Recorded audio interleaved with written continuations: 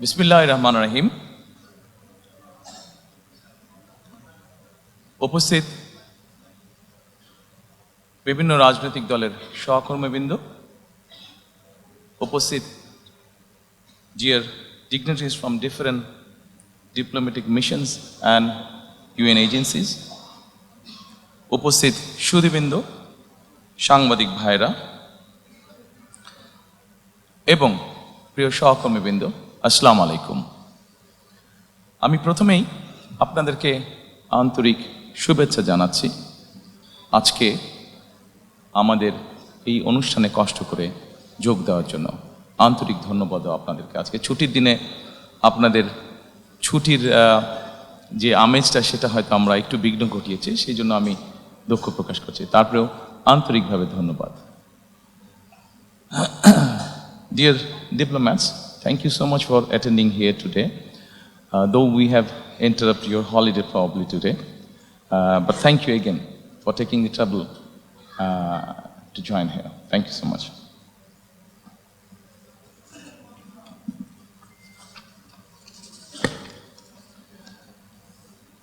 সম্মানিত উপস্থিতিবৃন্দ, আজকে থেকে ৪৭ বছর আগে দেশ এবং জনগণের প্রয়োজনে বাংলাদেশ জাতীয়তাবাদী দলের জন্ম হয়েছিল। প্রতিষ্ঠার পর থেকে আজ পর্যন্ত বিএনপি তার আদর্শ থেকে বিচ্যুত হয়নি, চেষ্টা করেছে সবসময় তার যে আদর্শ সেটার ভেতরে থাকার জন্য। বিএনপির প্রতিষ্ঠাতা স্বাধীনতার ঘোষক শহীদ রাষ্ট্রপতি জিয়াউর রহমান দেশ পরিচালনার দায়িত্ব নিয়ে দেশের স্বাধীনতার সার্বভৌমত্বকে সুদৃঢ় করার চেষ্টা করেছিলেন। তিনি দেশে বহুদলীয় গণতন্ত্র করেছিলেন প্রতিষ্ঠিত, দেশে বাক এবং ব্যক্তি স্বাধীনতা ফিরিয়ে দিয়েছিলেন। একটি দুর্নাম ছিল স্বাধীনতার পরবর্তীতে তলাবিহীন ঝুড়ি বাংলাদেশের। সেই দুর্নাম থেকে মুক্ত করে দেশকে একটি স্বনির্ভর রাষ্ট্রে পরিণত করেছিলেন শহীদ রাষ্ট্রপতি জিয়াউর রহমান।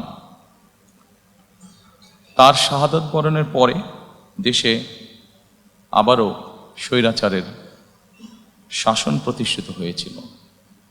দেশনেত্রী বেগম খালেদা জিয়ার আপসহীন সংগ্রামের মাধ্যমে দেশ স্বৈরাচার মুক্ত হয়েছিল। জনগণের রায় বেগম খালেদা জিয়া রাষ্ট্র পরিচালনার দায়িত্ব পাবার পরে দেশে গণতন্ত্রকে প্রাতিষ্ঠানিক রূপ দিয়েছিলেন, দেশে প্রতিষ্ঠিত করেছিলেন সংসদীয় গণতন্ত্র। নারী শিক্ষার প্রসার ঘটানোর জন্য দেশে নারীদেরকে দ্বাদশ শ্রেণী পর্যন্ত বিনা বেতনে শিক্ষার সুযোগ করে দিয়েছিলেন।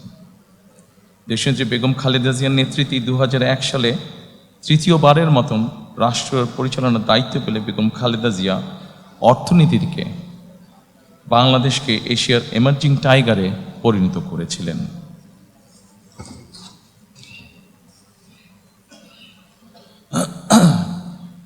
প্রিয় সহকর্মীবৃন্দ, ফ্যাসিবাদী শাসনের ১.৫ দশকেরও বেশি সময় জনগণের সকল ক্ষমতা কেড়ে নেওয়া হয়েছিল।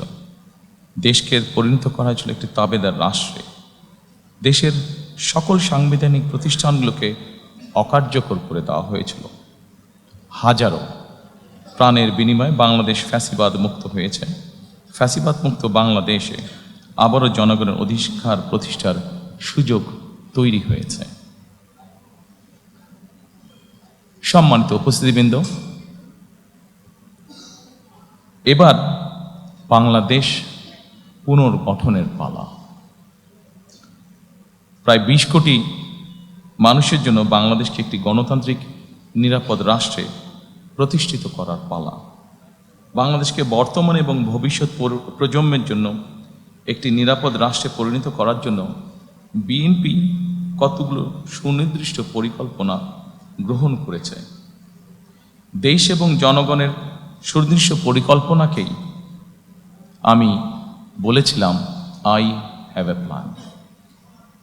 এই পরিকল্পনায় দেশের ৪ কোটিরও বেশি তরুণ, দেশের অর্ধেক জনসংখ্যা যারা নারী, কোটি কোটি কৃষক শ্রমিকের জন্য দেশ এবং বিদেশে কর্মসংস্থান একটি সহ একটি স্বনির্ভর বাংলাদেশ গঠন করার জন্যই প্রতিটি সেক্টর ভিত্তিক কর্ম পরিকল্পনা আমরা গ্রহণ করেছি। আগামী 12ই ফেব্রুয়ারি জাতীয় নির্বাচনকে সামনে রেখে বিএনপির পরিকল্পনাগুলো ম্যানিফেস্টো আকারে আমি আপনাদের সামনে সংক্ষেপে এখন উপস্থাপন করতে চাই। আমি চেষ্টা করব খুব সংক্ষেপে বলার জন্য, খুব দীর্ঘ করে আপনাদের বিরক্তির উদ্রেক আমি করতে চাই না।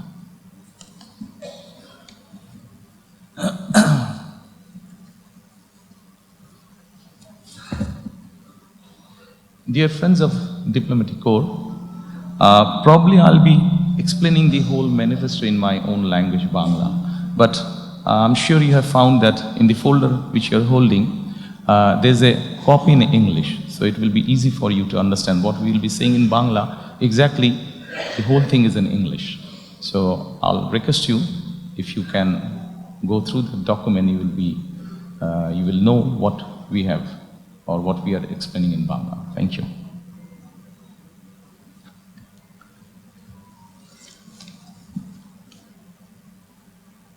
সম্মানিত উপস্থিতিবৃন্দ, আমাদের সামগ্রিক পরিকল্পনাটিকে আমরা একটু ভাগ করেছি।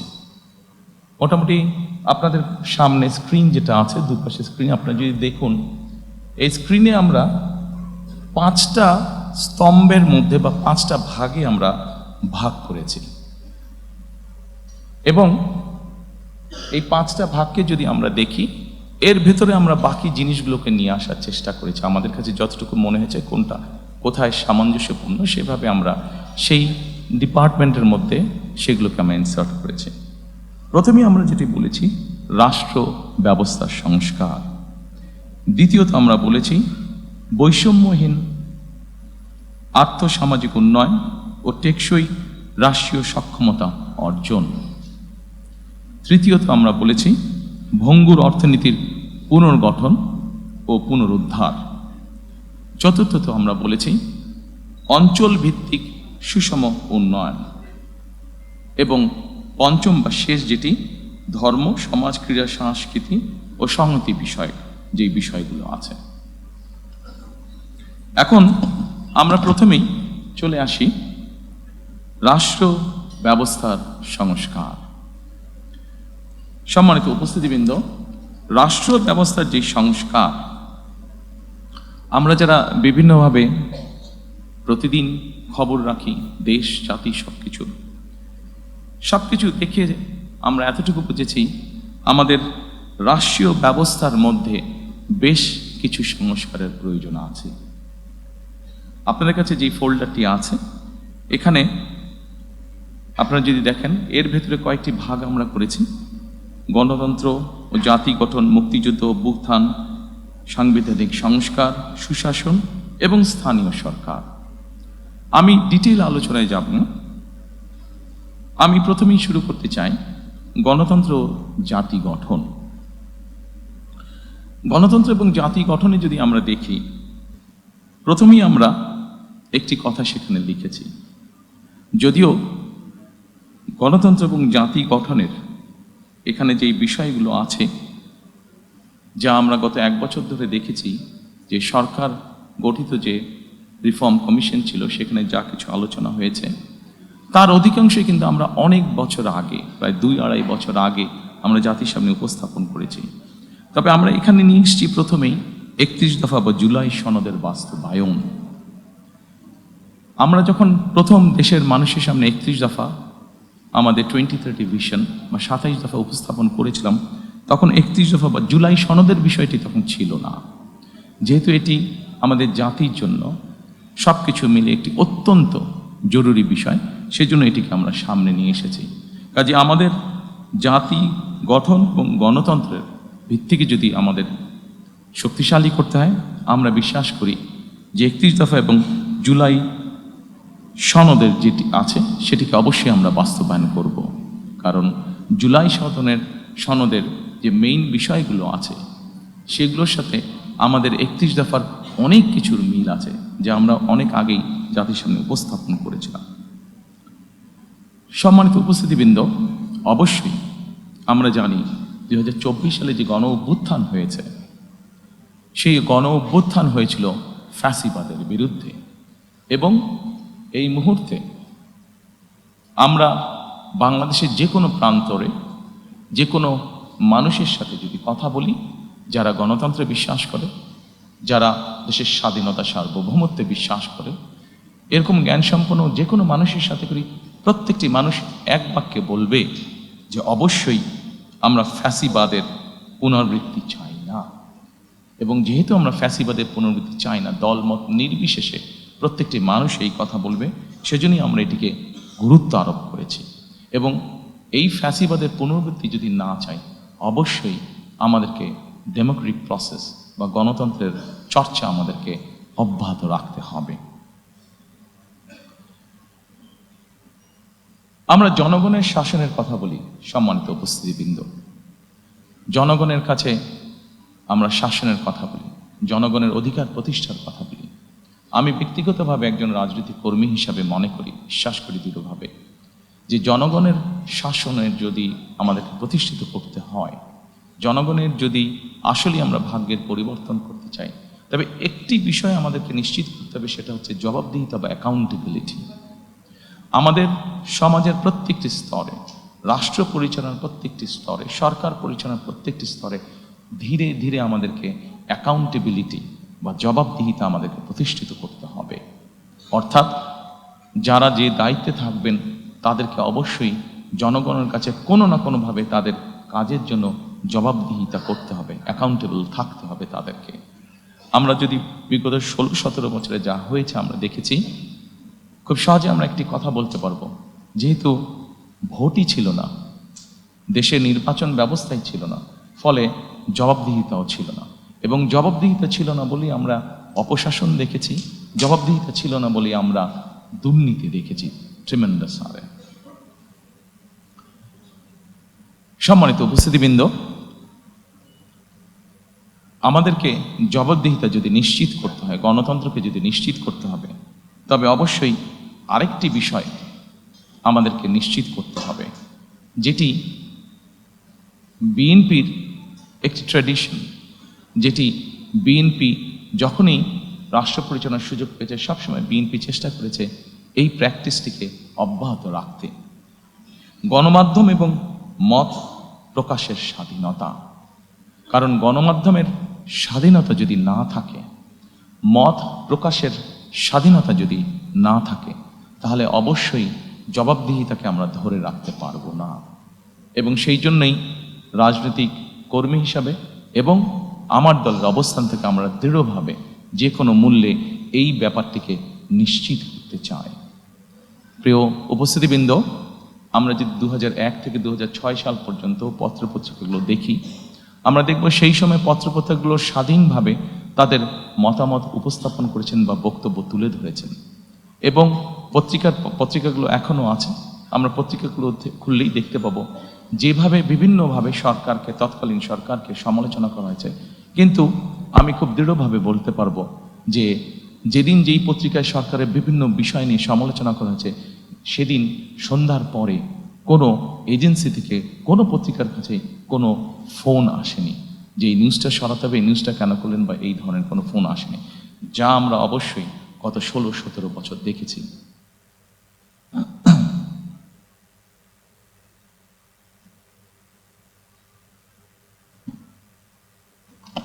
সম্মানিত উপস্থিতিবৃন্দ, এরপরে আমি মুক্তিযুদ্ধ এবং গণ অভ্যুত্থান, আমাদের রাষ্ট্র ব্যবস্থার দ্বিতীয় যেই স্তম্ভটি বা গুরুত্বপূর্ণ বিষয়, আমি সেখানে দেখতে চাইছি।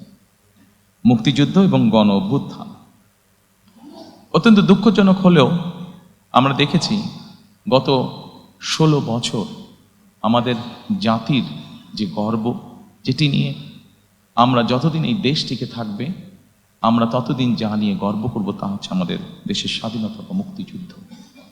আমরা দেখেছি কিভাবে এই মুক্তিযুদ্ধটিকে একটি পরিবার বা একটি দলের সম্পত্তিতে পরিণত করার চেষ্টা করা হয়েছে। সম্মানিত উপস্থিতিবৃন্দ, আমরা মনে করি নিরপেক্ষভাবে মুক্তিযুদ্ধের স্মৃতি সংরক্ষণ করা এটি একটি জাতীয় দায়িত্ব, এবং আমরা সকলের সাথে নিয়ে সকলের পরামর্শক্রমে উপদেশক্রমে আগামীতে এই বিষয়টিকে আমরা উপস্থাপন করতে চাই নিরপেক্ষভাবে জাতির সামনে। এরপরে আরেকটি গুরুত্বপূর্ণ বিষয়ের দিকে আমরা নজর দিতে চাই।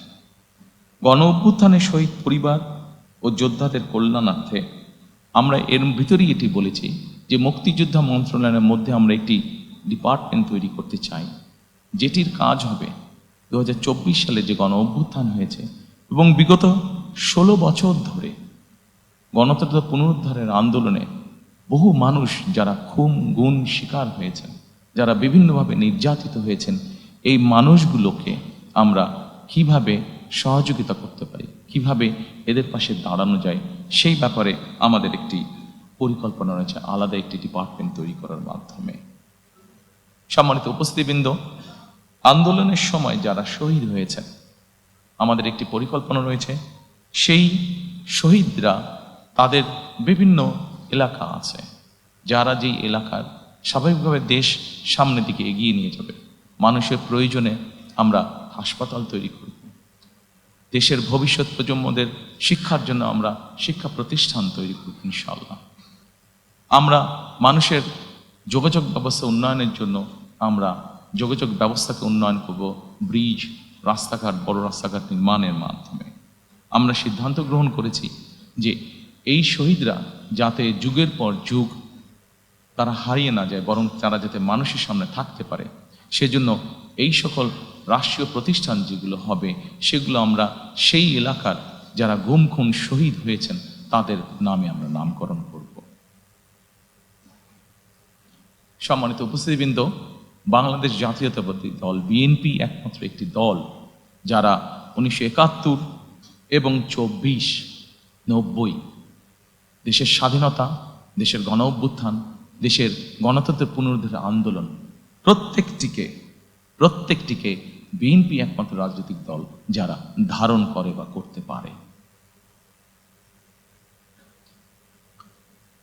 সম্মানিত উপস্থিতিবৃন্দ, গণ অভ্যুত্থান ও ফ্যাসিবাদী আন্দোলনে শহীদদের অবশ্যই সার্বিক সহায়তা প্রদান আমাদের অন্যতম লক্ষ্য, যা এরই ভিতরে আমি আপনাদের সামনে উপস্থাপন করেছি। এরপরে আমি আপনাদেরকে অনুরোধ করব সাংবিধানিক সংস্কারের বিষয়টার দিকে যদি আপনারা নজর দেন। স্ক্রিনে সাংবিধানিক সংস্কার, রাষ্ট্র ব্যবস্থার, জি এখানে অনেকগুলো বিষয় আছে। আমি সবগুলো বিষয় আলোচনা করব না, সেটি দীর্ঘ আলোচনা হবে, আপনাদের বিরক্তির উদ্যোগ হতে পারে। যেহেতু আমরা মোটামুটি ডিটেইলটা ফোল্ডারের মধ্যে বাংলা এবং ইংরেজিতে দিয়ে দিয়েছি, আমি সেই জন্য অতটা সময় আপনাদের নষ্ট করতে চাই না। আমি দুই একটি বিষয় এখানে আলাপ করতে চাই। অবশ্যই শহীদ রাষ্ট্রপতি জিয়াউর রহমান যখন দেশ পরিচালনার দায়িত্ব পান, যেহেতু আমাদের দেশের অধিকাংশ মানুষ মুসলমান, আমরা সংবিধানে সেই জন্য বিসমিল্লাহির রহমানির রহিম এবং আল্লাহর উপরে, সর্বশক্তিমান আল্লাহর প্রতি পূর্ণ আস্থা ও বিশ্বাস, এই কথাটি সংযোজন করেছিলেন। দুর্ভাগ্যবশত আমরা দেখেছি স্বৈরাচারের সময় সর্বশক্তিমান আল্লাহর প্রতি পূর্ণ আস্থা ও বিশ্বাস এই কথাটিকে সরিয়ে দেওয়া হয়েছে। ইনশাআল্লাহ 12 তারিখের নির্বাচনে বাংলাদেশের জনগণের সমর্থনে বিএনপি সরকার গঠনে সক্ষম হলে আমরা সংবিধানে সর্বশক্তিমান আল্লাহর প্রতি পূর্ণ আস্থা ও বিশ্বাস এই রাষ্ট্র পরিচালনার মূলনীতি হিসাবে আমরা সংবিধানে এটিকে পুনঃস্থাপন করতে চাই।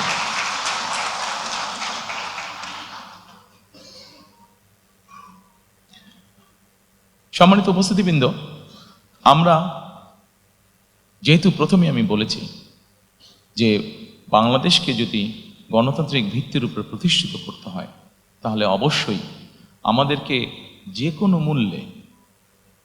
কোনো মূল্যে গণতান্ত্রিক অর্থাৎ ভোট প্রদানের যে চর্চা, ভোটিং রাইট বা ভোট যেই বিষয়টি, এটিকে আমাদের অব্যাহত রাখতে হবে এবং অবশ্যই নিরপেক্ষ ভোট, যেই ভোটের উপরে, যেই ভোট ব্যবস্থার উপরে, যেই ভোট প্রক্রিয়ার উপরে বাংলাদেশের মানুষের আস্থা থাকবে, এইরকম ভোট।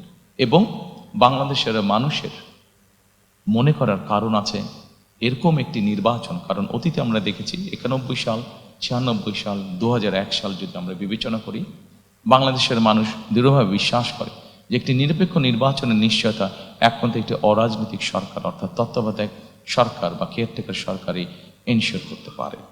এবং সেই জন্যই আমরা যখন আমাদের 31 দফা উপস্থাপন করেছিলাম, সেই সময় আমরা বলেছি আমরা কেয়ারটেকার সরকার আবার দেশে পুনঃপ্রতিষ্ঠিত করতে চাই। এবং পরবর্তীতে বিষয়টি অনেকেই বলেছেন, বিষয়টি বর্তমান সরকার কর্তৃক যে সংস্কার কমিশন হয়েছে সেখানেও আলোচিত হয়েছে। তবে সম্মানিত উপস্থিতিবৃন্দ, অবশ্যই আমার দলের একজন সদস্য হিসাবে আমি ক্রেডিট নিতেই চাইব যে বাংলাদেশে সবচেয়ে প্রথম আমরাই এই কথাটি বলেছি, অর্থাৎ স্বৈরাচারের সময় আমরা যে 31 দফা উপস্থাপন করেছি আজ থেকে প্রায় 2.5 বছর আগে, সেখানে আমরা পরিষ্কারভাবে বলেছি বিএনপি দেশ পরিচালনার সুযোগ পেলে এবং বিএনপির হাতে সেই পরিমাণ সংসদীয় আসনের শক্তি থাকলে আমরা অবশ্যই তত্ত্বাবধায়ক সরকারকে পুনঃপ্রতিষ্ঠিত করব। সম্মানিত উপস্থিতিবৃন্দ, আমরা আমাদের 31 দফার মাধ্যমে একটি প্রস্তাব জাতির সামনে অনেক আগেই দিয়েছিলাম। সেই প্রস্তাবটি হচ্ছে যে ব্যক্তি প্রধানমন্ত্রী হবেন তার মেয়াদ 10 বছরের বেশি হবে না। পরবর্তীতে সরকার কর্তৃক গঠিত যে রিফর্ম কমিশন, সেখানে অন্য অনেক দল আলোচনা করেছে, বাট এই কথাটি সর্বপ্রথম বিএনপি করেছিল, এটা ডকুমেন্টেড। কাজেই এটির ক্রেডিটও আমরা অবশ্যই গ্রহণ করতে চাই এবং আমরা ইনশাল্লাহ সরকার গঠনে সক্ষম হলে আমরা অবশ্যই দেশের আইনের মধ্যে এই বিষয়টি প্রবর্তন করব যে একজন ব্যক্তি ম্যাক্সিমাম 10 বছর তার প্রধানমন্ত্রী হিসেবে তার কার্যকাল থাকবে। সম্মানিত উপস্থিতিবৃন্দ, সাংবিধানিক যে সংস্কার অনেক কিছু আছে, আমাদের অনেক কিছু হয়তো করা প্রয়োজন আছে। তারপরেও একটি বিষয় নিয়ে সুশীল সমাজের মধ্যে, সাংবাদিক নেতৃবৃন্দের মধ্যে সহ বিভিন্ন জায়গায় আলোচনা ছিল অনেক সময়, সেটি হচ্ছে সংবিধানের 70 অনুচ্ছেদ। এটি নিয়ে অনেক তর্ক বিতর্ক, ডিবেট, অনেক কিছু ছিল। 31 দফা যেদিন আমরা উপস্থাপন করি 22শে জুলাই, আমরা সেই 31 দফার মধ্যে বলেছিলাম যে অবশ্যই আমরা এই 70 অনুচ্ছেদ বিষয়টিকে আমরা ধীরে ধীরে পর্যায়ক্রমিকভাবে আমরা একটি অবস্থানে নিয়ে আসতে চাই। দু একটি বিষয় ছাড়া এইটি সম্পূর্ণভাবে ধীরে ধীরে আমরা ওপেন করে দিতে চাই।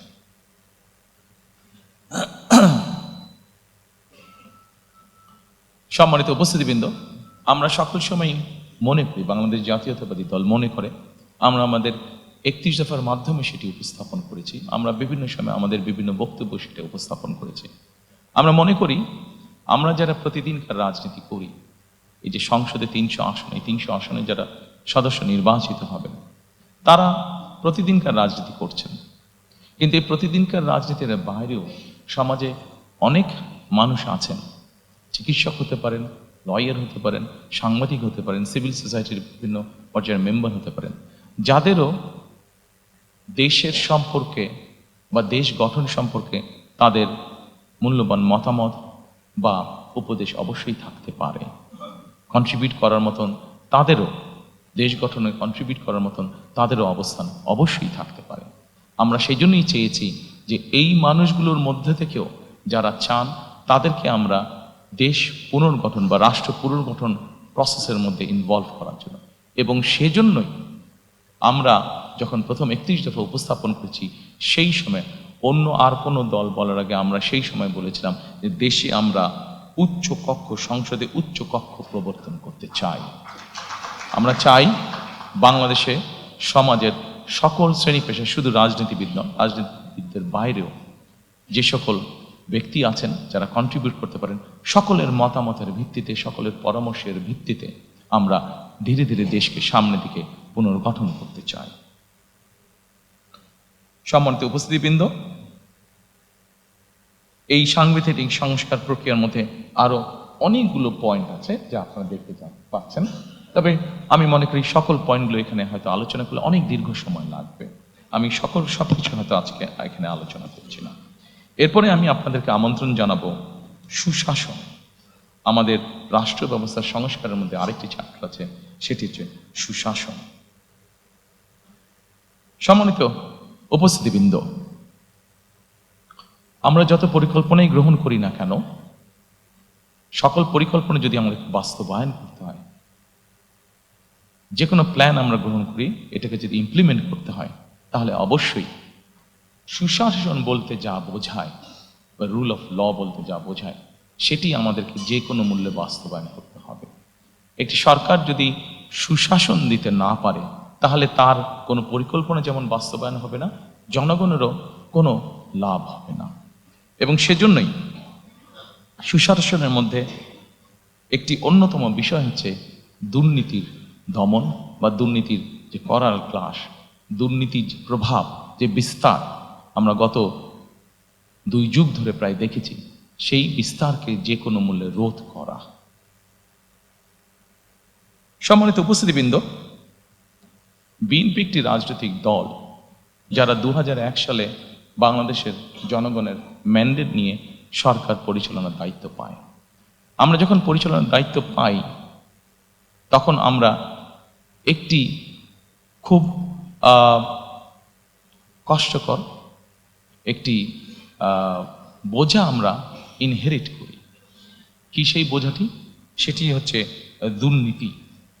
2001 সালে বাংলাদেশকে আন্তর্জাতিক সংস্থা দুর্নীতিতে চ্যাম্পিয়ন ঘোষণা করেছিল। আমরা যদি আন্তর্জাতিক ফ্যাক্টস ফিগারগুলো তারপর থেকে দেখি, 2001 সালের পর থেকে দেখি, বিএনপি খুব স্বাভাবিকভাবে এটি আমরা ইনহেরিট করেছিলাম, এই আনওয়ান্টেড যে লাইবিলিটিটা বা আনওয়ান্টেড যে বোঝাটা, এটা যেটা আমরা ইনহেরিট করেছিলাম। এবং তারপরে আমরা যদি খেয়াল করি, ফ্যাক্টস ফিগার যা বলে, বেগম খালেদা জিয়া সরকার পরিচালনা করার পর থেকে খুব কঠোর ছিলেন এই বিষয়ে, খুব কঠোর ছিলেন এই বিষয়ে। এবং তার কঠোরতার ফলেই আমরা যদি স্ট্যাটিস্টিকগুলো দেখি, তাহলে আমরা দেখব ধীরে ধীরে ধীরে ধীরে বাংলাদেশ দুর্নীতিতে আস্তে আস্তে এটাতে ডেভেলপ করতে থাকে। এবং 2006 সালে যখন আমরা তত্ত্বাবধায়ক সরকারের কাছে ক্ষমতা হস্তান্তর করি, বাংলাদেশ দুর্নীতিতে যে চ্যাম্পিয়ন, এই অপবাদ থেকে বেরিয়ে এসেছিল বাংলাদেশ 2006 সালে। আমি যে স্কোরিংগুলো হয়েছে এই ফোল্ডারে আপনাদের কাছে যেটা আছে, সেই ফোল্ডারের মধ্যে স্কোরিংগুলো সব দেওয়া আছে, আমি ইন ডিটেইলে গেলাম না। তবে সম্মানিত উপস্থিতিবৃন্দ, বাংলাদেশে বিএনপি সরকারই প্রমাণ করেছে একমাত্র যে তারা এই বিষয়টিকে কিভাবে নিয়ন্ত্রণ করতে হয় সেটি তারা জানে, এবং সেই কমিটমেন্টও আমাদের আছে। কাজেই ইনশাআল্লাহ দেশে সুশাসন প্রতিষ্ঠার জন্য আগামী 12 তারিখের নির্বাচনে আমরা বাংলাদেশের মানুষের সমর্থনে ইনশাআল্লাহ সরকার গঠনে সক্ষম হলে অবশ্যই আমাদের অন্যতম প্রধান লক্ষ্য থাকবে যে কোনো মূল্যে সুশাসন নিশ্চিত করা। এর ভিতরে অবশ্যই আরেকটি গুরুত্বপূর্ণ বিষয় আছে। আপনারা যদি এই পেজের সুশাসন, এই পেজটির একদম নিচে চলে যান, সেটি হচ্ছে ন্যায়পাল নিয়োগ, যেটি আমাদের অন্যতম লক্ষ্য, ন্যায়পাল নিয়োগ করা, যার মাধ্যমে আমরা আমাদের সুশাসনকে নিশ্চিত করার এক ধাপ এগিয়ে যাব।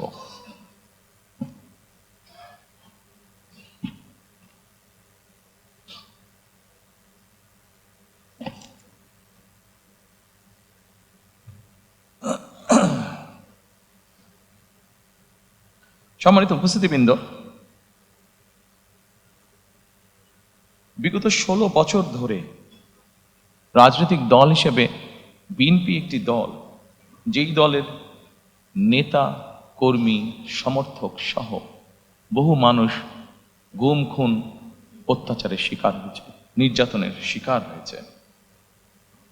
একটি রাজনৈতিক দলের সদস্য হিসাবে আজকে এখানে আমন্ত্রিত সকল অতিথির সামনে আমরা বলতে চাই, অবশ্যই আমরা চাই না যে ঘটনার ভিতর দিয়ে, যে বিভীষিকার ভিতর দিয়ে বিএনপি গিয়েছে, সেই ঘটনার আবার পুনরাবৃত্তি বাংলাদেশে হোক।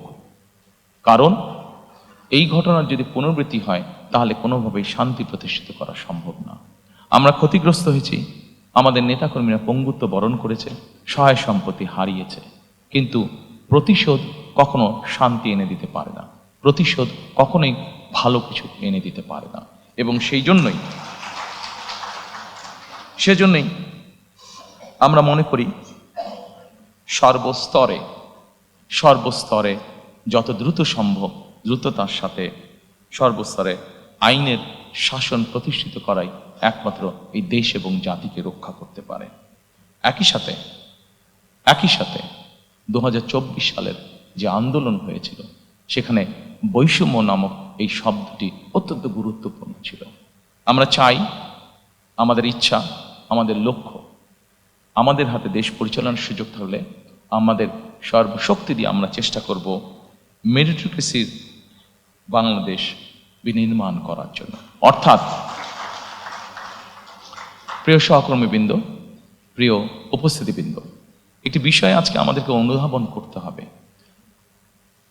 একটি রাজনৈতিক সরকার হিসাবে আমরা যদি সঠিক ব্যক্তিকে সঠিক জায়গায় নিয়োগ দিতে না পারি, একটি রাজনৈতিক দল হিসাবে আমাদের পরিকল্পনা আছে, আমরা এমন কোনো ব্যক্তিকে যদি এমন কোনো জায়গায় নিয়োগ দিই যার যোগ্যতা তার নেই, তাহলে সবচেয়ে আগে ক্ষতিগ্রস্ত হবে আমার সেই রাজনৈতিক সরকার। কারণ আমার পরিকল্পনা বাস্তবায়নের যোগ্যতাই তার নেই। ফলে ক্ষতিগ্রস্ত হবে দেশ, ক্ষতিগ্রস্ত হবে দেশের জনগণ। সেজন্য আমরা দৃঢ়ভাবে বিশ্বাস করি, দেশকে যদি পুনর্গঠন করতে হয়, দেশকে যদি সামনের দিকে নিয়ে যেতে হয়, অবশ্যই আমাদেরকে মেরিটোক্রেসি অর্থাৎ মেধাকে আমাদের অবশ্যই প্রায়োরিটি দিতে হবে। যার যেই যোগ্যতা যেখানে, তাকে আমরা দিতে পারি। ব্যক্তিগতভাবে আমি বিশ্বাস করি যে আমি যখন একজন মেধাবীকে, সে যেই রাজনৈতিক আদর্শে বিশ্বাস করুক না কেন, আমি যদি একজন মেধাবীকে তার নিজের জায়গায় পৌঁছতে সাহায্য করি, তখন সে কিন্তু একটি বিষয়ে চিন্তা ভাবনা করবে যে আজকে বিএনপি সরকার ছিল বলেই আমি আমার মেধার শক্তিতে এখানে আসতে সক্ষম হয়েছি। কাজেই বিএনপি সরকার নিরপেক্ষতা নিশ্চিত করেছে। কাজেই আমি চেষ্টা করব যে বিএনপি সরকার নিরপেক্ষভাবে যাতে তার কাজ করতে পারে, সেই চেষ্টা আমি করব। পুরো বিষয়টাকে আমি এইভাবে দেখি এবং সেই জন্যই আমি মনে করি যে যেইটা যোগ্য, যে আর যেই মেধা আছে, তাকে সেভাবেই সুযোগ দেওয়া উচিত।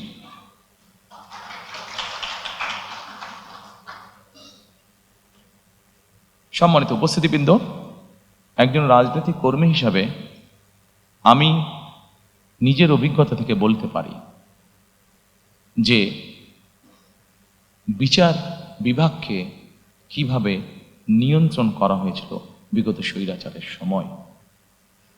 আমি, আমার মা, আমার পরিবার, আমরা এই বিচার বিভাগের নির্যাতনের ভিতর দিয়ে আমরা গিয়েছি। প্রিয় সহকর্মীবৃন্দ, একজন মানুষ হিসাবে, একজন রাজনৈতিক কর্মী হিসাবে আমার সর্বোচ্চ চেষ্টা থাকবে যে যে কোনো মূল্যে বিচার বিভাগের যে স্বাধীনতা, সেটিকে নিশ্চিত করা। কারণ আমি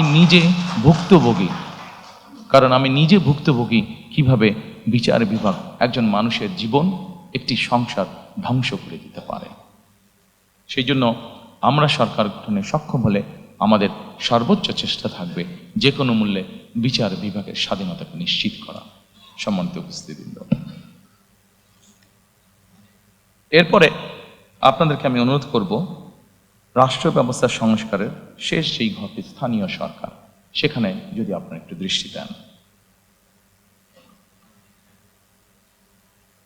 সম্মানিত উপস্থিতিবৃন্দ, বিএনপি বিশ্বাস করে স্থানীয় সরকার হলো গণতন্ত্র এবং উন্নয়নের প্রাণ কেন্দ্র। আমাদের এখানে অনেকেরই অভিজ্ঞতা আছে বিভিন্ন দেশ দেখার, বিশেষ করে ইউরোপের উন্নত দেশগুলো দেখার। আমি নিজেও অনেকদিন ইউকেতে থাকতে বাধ্য হয়েছি। আমি সেখানে যতটুকু দেখেছি, আমার যতটুকু অভিজ্ঞতা হয়েছে, যে স্থানীয় সরকার বলতে যেই সরকারটিকে বোঝায়, এটিকে যদি আমরা স্বাধীনভাবে কাজ করতে দিতে সক্ষম হই, এটিকে যদি আমরা একটি প্রাতিষ্ঠানিক রূপ হিসেবে ধীরে ধীরে গড়ে তুলতে পারি, তাহলে দেশের অনেক সমস্যার সমাধান করা স্থানীয়ভাবে সম্ভব হবে। দুঃখজনকভাবে হলেও আমাদের দেশের টেকনাফের একজন মানুষকে বা তেঁতুলের একজন মানুষকে অনেক সময় ঢাকায় আসতে হয় বিভিন্ন কাজে, ছোট্ট একটি কাজে হয়তো তাকে ঢাকায় আসতে হয়। কিন্তু আমরা যদি ধীরে ধীরে স্থানীয় সরকার এটিকে যদি আমরা ধীরে ধীরে শক্তিশালী করে গড়ে তুলতে পারি, তাহলে অবশ্যই এমনও পরিস্থিতি দাঁড়াবে যে কোনো একটি মানুষকে তার প্রয়োজনের জন্য, ছোটখাটো প্রয়োজনের জন্য হয়তো ঢাকায় আসার প্রয়োজন হবে না, সে স্থানীয়ভাবেই তার সমস্যার সমাধান করতে পারবে। শুধু তাই নয়, স্থানীয় সরকারটিকে যদি আমরা শক্তিশালী করতে পারি, তাহলে আমরা গণতন্ত্র নিয়ে যেই কথা বলছি, গণতন্ত্রের ভিত্তিটাকে শক্তিশালী করার জন্য যেই কথাটা বলছি, সেটিও করতে আমরা সক্ষম হব। কারণ জবাবদিহিটা স্থানীয় পর্যায় থেকে তৈরি হবে। জবাবদিহিতা যখন স্থানীয় পর্যায় থেকে তৈরি হবে, মানুষের জীবনমান উন্নয়ন হতে তখন বাধ্য, দুর্নীতি কমে আসতে তখন বাধ্য।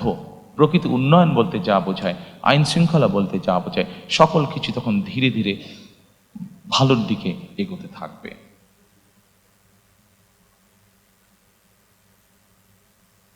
সেই জন্য সম্মানিত উপস্থিতিবৃন্দ, আমরা চাই স্থানীয় সরকারগুলোতে পর্যাপ্ত অর্থ প্রদান করা এবং সেটির মাধ্যমে জনগণের ক্ষমতাকে ধীরে ধীরে শক্তিশালী করা, ধীরে ধীরে প্রতিষ্ঠিত করা।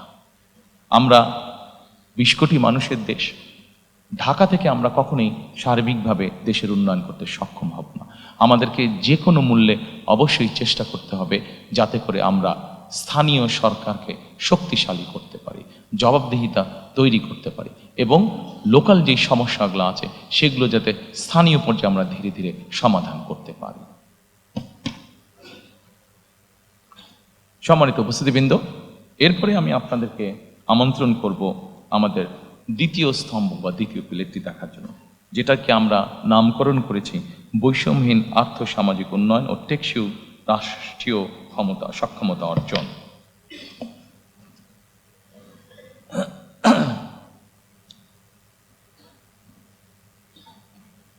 সম্মানিত উপস্থিতিবৃন্দ, বাংলাদেশে এইটিকে আমরা বৈষম্যহীন আর্থসামাজিক উন্নয়ন, টেকসই রাষ্ট্রীয় সক্ষমতা অর্জন, এটিকে আমরা কয়েক ভাগে আবার ভাগ করেছি। এখানে প্রথমে আছে সামাজিক সুরক্ষা, যেটি অবশ্যই প্রয়োজন। এটি শুধু বাংলাদেশের মতন দেশে না, এটা ইউরোপের যে কোনো ডেভেলপ যেগুলা ভালো দেশ, সেখানেও কিন্তু এই সামাজিক সুরক্ষা মানুষকে প্রদান করা হয়ে থাকে। এরপর আছে নারীর ক্ষমতায়ন।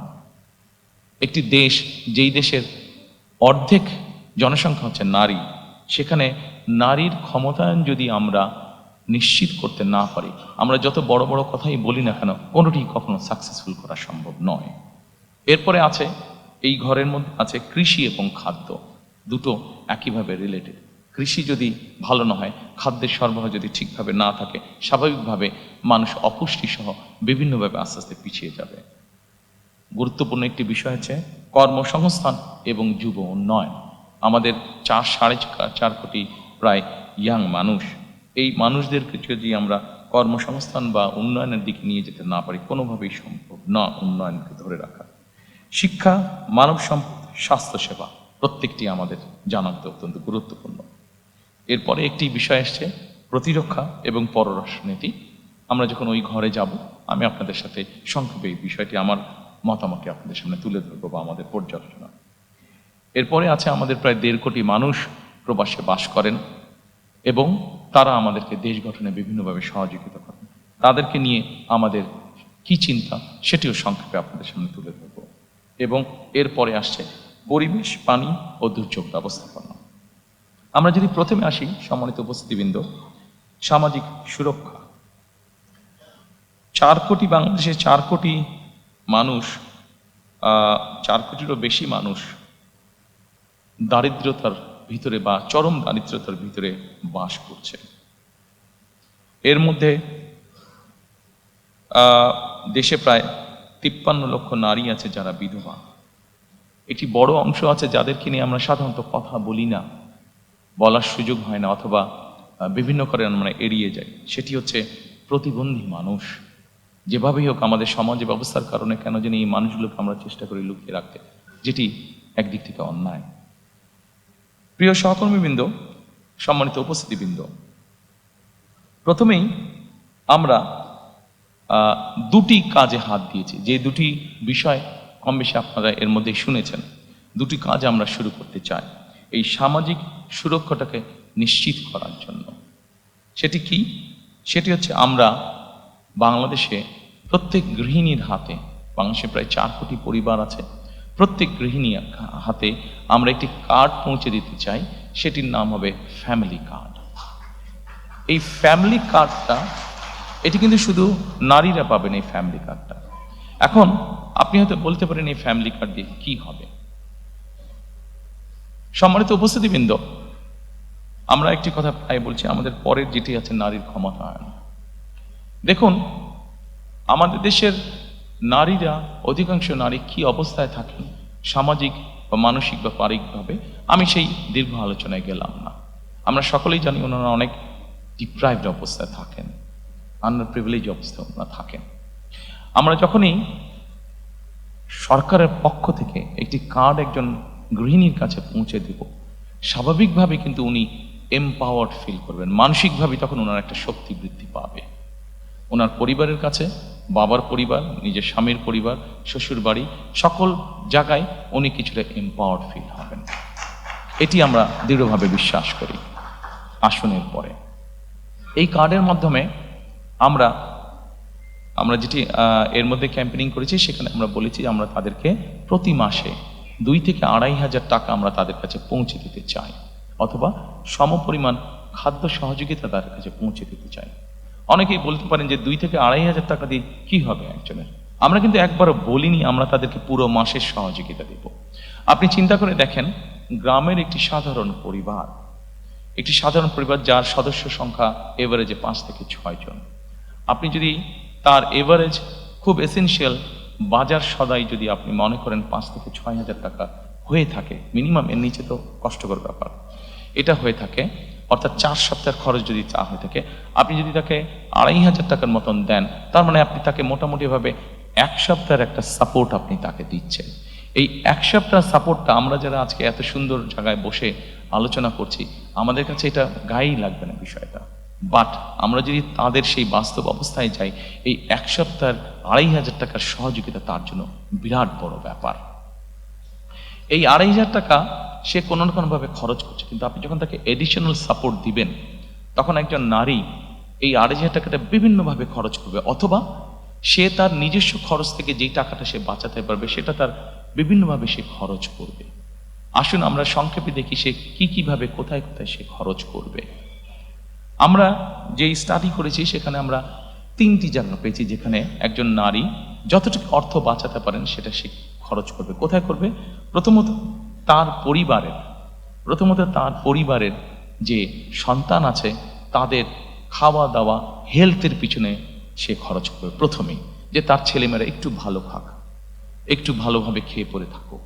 আচ্ছা, তারপরে সেখান থেকে যদি সে খরচ বাঁচাতে পারে, তাহলে সে চেষ্টা করবে তার সন্তানদের লেখাপড়ার পিছনে, যে তার সন্তানটা একটু বেটার লেখাপড়া করুক, সে টাকাটা ওখানে খরচ করবে। তারপরে থার্ড জায়গা সে যেটা খরচ করবে, সে যদি টাকা সাশ্রয় করতে পারে, সেভিং করতে পারে, তাহলে সে যেটা করবে, সেটা তার আশেপাশে গ্রাম অঞ্চলে সে ছোট বিনিয়োগ করবে, ইনভেস্ট করবে, অর্থাৎ লোকাল ইকোনমিতে সে কন্ট্রিবিউট করবে, লোকাল ইকোনমিটা সে রান করবে। প্রিয় সহকর্মীবৃন্দ, আমরা যদি এভাবে দেখি, একটা পরিবার 5 বছর 7 বছর ধরে এই সাপোর্টটা পেল। আপনি চিন্তা করেন, একটা গ্রামে যদি 10টা পরিবার থাকে, 10টা পরিবার যদি তার মধ্যে 7টা পরিবার যদি অসচ্ছল থাকে, তারা যদি এই সাপোর্টটা পায়, তার মানে 7টা পরিবার কিন্তু মোটামুটিভাবে 5-7 বছর পরে একটা মোটামুটিভাবে অর্থনৈতিক অবস্থার মধ্যে আসলো। এই যে 7টা পরিবার মানে যে লোকাল ইকোনমিতে কন্ট্রিবিউট করেছে, তাহলে আপনি দেখেন সে হয়তো হাঁস মুরগি পালন করেছে, সে ডিমটা বিক্রি করেছে, আরেকজন ডিম কিনেছে, সেখান থেকে সে তার যে বিক্রি করে ইনকাম করলো, সে গামছা কিনেছে, অথবা চুড়ি কিনেছে, অথবা কসমেটিক কিনেছে, অর্থাৎ কোনো না কোনো ইকোনমিতে 10 টাকা 5 টাকা করেও ছোট কিন্তু সে কিন্তু কন্ট্রিবিউট করে যাচ্ছে। অর্থাৎ দিনের পর দিন, মাসের পর মাস, বছরের পর বছর যখন এইভাবে লোকাল ইকোনমিতে আপনি রিসোর্স পাম্প করতে থাকবেন, তখন কিন্তু আস্তে আস্তে পুরো ইকোনমিটা অনেক ভাইব্রেন্ট হওয়া ধরবে। আপনি একটা গ্রামকে এভাবে আপনি মোটামুটিভাবে একটা ভালো অবস্থানে নিয়ে আসলেন, আস্তে আস্তে ওই ইউনিয়নটা, আস্তে আস্তে উপজেলাটা, আস্তে আস্তে জেলাটা, আস্তে আস্তে বিভাগটা, আস্তে আস্তে সকল বিভাগ, অর্থাৎ 7 বছর পরে কিন্তু আপনি অনেক বেটার একটি চিত্র পাবেন। অন্তত আমাদের স্টাডি আমাদেরকে তাই বলছে। সেজন্যই আমরা মনে করি এই ফ্যামিলি কার্ডটা হতে পারে শুনতে খুব ছোট লাগছে, কিন্তু এটার লং টার্ম পজিটিভ এফেক্ট অনেক অনেক অনেক বড় হবে ইনশাআল্লাহ।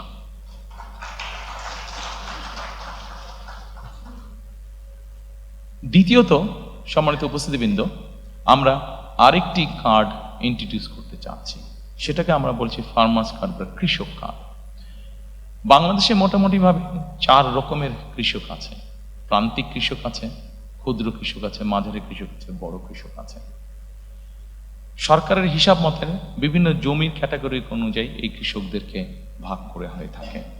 আমরা প্রথমে প্রান্তিক, ক্ষুদ্র এবং মাঝারি কৃষক পর্যন্ত যাব। এই কৃষকদেরকে আমরা যেটা করব, যেমন ধরেন একজন কৃষকের হয়তো 5 বিঘা জমি আছে।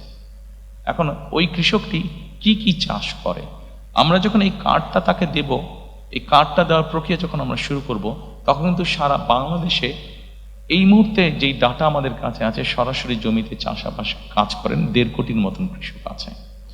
আমরা এই প্রত্যেকটা মানুষকে যাকে যাকে কার্ড দেব, প্রত্যেকটা মানুষকে কে কোথায় কার কতটুকু জমি আছে, কে কি চাষ করছে, পুরো জিনিসটাকে একটা আমরা ডাটা প্রসেসের মধ্যে, পুরো একটা সিস্টেমের মধ্যে আমরা নিয়ে আসবো। কাজে সাতক্ষীরায় কোন এলাকায় কোন কৃষক কি চাষ করছে, টেকনাফে কোন এলাকায় কোন কৃষক চাষ করছে, দিনাজপুরে কোন এলাকায় কোন কৃষক কি চাষ করছে, সব জিনিস আমাদের পুরো সিস্টেমের মধ্যে চলে আসবে। এবং আসার পরে যেটা হবে, আমরা তখন জানতে পারবো যে ঠিক আছে, ওখানে অমুক আলু চাষ করছে, ওখানে অমুক টমেটো চাষ করছে, ওখানে অমুক বাঁধাকপি চাষ করছে। আচ্ছা, বাঁধাকপির সাথে সে আর কি কি চাষ করছে, হয়তো ছোট কৃষক সে, তাকে আমরা এই ফ্যামিলি কার্ডটার মাধ্যমে তার যে কোনো একটা ফসলের সম্পূর্ণ সাপোর্টটা আমরা দেওয়ার চেষ্টা করব। সেটা হচ্ছে বীজ হতে পারে, কীটনাশক ওষুধ এবং সার, এই পরিমাণটা আমরা তাকে দেওয়ার চেষ্টা করব। আপনারা বলতে পারেন যে কেন দেওয়ার চেষ্টা করব? এই জন্য দেওয়ার চেষ্টা করব আমরা যে বিভিন্ন কারণে তাকে অনেক কষ্টের মধ্যে দিয়ে চালাতে হয়, কিন্তু আমরা যদি এই সাপোর্টটা তাকে অন্তত 5-7 বছর ধরে সাপোর্টটা দিতে পারি, তখন কিন্তু একটা সময় এসে কিন্তু সে একটা জায়গায় এসে দাঁড়াবে, কৃষকটা একটা জায়গায় এসে দাঁড়াবে। অর্থাৎ স্টেট থেকে যে সাপোর্টটা তাকে দেওয়া হবে, তার যেই রিসোর্সটা নিজের কাছ থেকে যেত, সেই রিসোর্সটা সে তখন সেভ করতে পারবে, সেই রিসোর্সটা দিয়ে সে অন্য কোনো কাজ করতে পারবে, যেহেতু স্টেট তাকে একটা সাপোর্ট তাকে দিচ্ছে। এবং we have reason to believe যে এক সময় গিয়ে এই কৃষকটা একজন সচ্ছল কৃষক হিসাবে দাঁড় করাতে পারবে নিজেকে। এবং সেই জন্যই আমরা এই কৃষক কার্ডটা দিতে যাচ্ছি। আপনাদের কাছে হয়তো প্রশ্ন থাকতে পারে যে আমরা কি শুধু যারা জমিতে চাষ করছে তাদেরকে এই কার্ডটা দেবো? নো, আমরা যারা জমিতে চাষাবাস করছেন শুধু তাদেরকেই আমরা এই কার্ডটা দিব না। আমরা এই কার্ডটা দিব মৎস্য চাষী আছে তাদেরকে আমরা দিব, আমরা এই কার্ডটা দিব খামারি আছে, হাঁস মুরগি পালন করছে, গরু পালন করছে, এরকম যারা বিভিন্ন প্রাণী সম্পদ খামারি আছেন, তাদেরকেও আমরা এই কার্ডটা পৌঁছে দিতে চাই, তাদেরকেও আমরা এই কার্ডটা পৌঁছে দিতে চাই। অর্থাৎ সরাসরি স্টেটের পক্ষ থেকে আমরা কার্ডটা পৌঁছে দিতে চাই। প্রিয় সহকর্মীবৃন্দ, এই কার্ডটার মাধ্যমে আমরা যাদেরকে এই কার্ডটা পৌঁছে দিব, একই সাথে কম বেশি এখন সস্তায় সবার কাছেই অ্যাপ থাকে, স্মার্টফোন থাকে। সেই স্মার্টফোনের মধ্যে আমরা তাদেরকে একটা অ্যাপ আমরা ডাউনলোড করে দিব। কি সেই অ্যাপটা? এই অ্যাপটা নিয়ে আমরা অলরেডি কাজ করেছি। বাংলাদেশি একজন সায়েন্টিস্ট, উনি অস্ট্রেলিয়াতে থাকেন, ওই ভদ্রলোক কাজ করছেন এইটা নিয়ে। এর মধ্যে প্রায় 350 প্রায় 500-র মতন কৃষক তার সাথে কানেক্টেডও আছে। আচ্ছা, এই কৃষকদের সুবিধাটা কি হচ্ছে? যেমন ধরেন বগুড়াতে কোনো একটি উপজেলায় একজন কৃষক আছে, সে আগামীকাল তার জমিতে সার ছিটাবে। এখন আগামীকাল বৃষ্টি হবে কি হবে না, সে একটা ডিলিমার মধ্যে আছে। সে যেটা করতে পারবে, তার কাছে যখন আমরা ওই অ্যাপটা দিয়ে দিব, সেই অ্যাপটা দিয়ে সে চেক করে নিতে পারবে যে কালকে বৃষ্টি হবে কি না। যদি বৃষ্টি হয় সে সারটা দিবে না, যদি বৃষ্টি না হয় তাহলে সে সারটা দিবে, তার ফলে তার সারটা ধুয়ে যাবে না। আমরা এই কার্ডের মাধ্যমে আমরা ওই সিস্টেমটাকে ইন্ট্রোডিউস করে আনতে চাচ্ছি। শুধু এটা নয়, আমরা তাকে স্মার্টফোনের মাধ্যমে আরেকটি অ্যাপও তাকে আমরা সহযোগিতা করব। কি সেই অ্যাপটা? সেই অ্যাপটা হচ্ছে তার ফোনটা যদি সে তার ফসলের উপরে ধরে, তার ফসলের হেলথের কি অবস্থা, কোনো রোগ বালাই কোনো হয়েছে কিনা ফসলে, সেই জিনিসটাও সে তখন জানতে পারবে। যদিও কৃষকদের নিজেদের একটা অভিজ্ঞতা আছে, কিন্তু আমরা এই অ্যাপটাও ডেভেলপ করেছি, যেটা ধীরে ধীরে ধীরে ধীরে আমরা সারা দেশের সকল কৃষকের কাছে পৌঁছে দিব। কাজেই এই সুবিধাগুলো আছে। এর বাইরে বিমার সুবিধা আছে, এর বাইরে কার্ডটা থাকলে তার জন্য কৃষি লোনের সুবিধা আছে। এই সুবিধাগুলো থাকবে, নর্মাল যেগুলো আছে এই সুবিধাগুলো থাকবেই তাদের কাছে। সম্মানিত উপস্থিতিবৃন্দ, সামাজিক সুরক্ষার মধ্যে আমি ব্যক্তিগতভাবে, এখানে অনেকগুলো আছে আপনারা দেখতে পাচ্ছেন, কই গেল, আপনারা দেখতে পাচ্ছেন অনেকগুলো আছে, তবে এখানে একটি আমরা লাইন রেখেছি যেটি ব্যক্তিগতভাবে আমি যেটির প্রতি খুবই যত্নশীল, সেটি হচ্ছে পিতামাতার ভরণ পোষণ আইন নামে একটি আইন আছে। এই আইনটিকে আমরা যতটুকু সম্ভব কার্যকর করতে চাই। আমাদের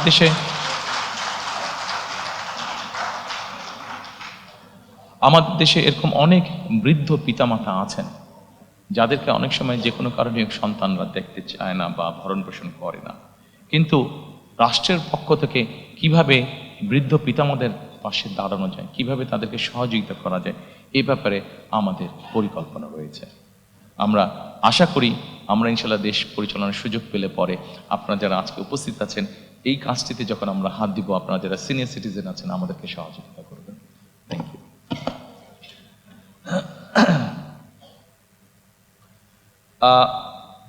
এরপরে আমি আপনাদেরকে অনুরোধ করব এই বৈষম্যহীন আর্থ সামাজিক উন্নয়নের টেকসই রাষ্ট্রীয় সক্ষমতা অর্জনের এরপরে সেকেন্ড যেটি আছে আমাদের নারীর ক্ষমতায়ন। নারীর ক্ষমতায়নের ব্যাপারে এর আগেই বলেছি যে আমাদের যে ফ্যামিলি কার্ডটা, এটার মূল লক্ষ্য বা উদ্দেশ্যটা কি? মূল লক্ষ্য বা উদ্দেশ্য হচ্ছে, আমরা যদি জিনিসটাকে এইভাবে দেখি, এর আগে বেগম খালেদা জিয়া যতবার রাষ্ট্র পরিচালনা করেছেন আপনাদের সকলেরই ধারণা আছে যে নারীদের শিক্ষা ব্যবস্থা ক্লাস 1 থেকে 12 পর্যন্ত নারীদের শিক্ষা ব্যবস্থা উনি ফ্রি করেছিলেন।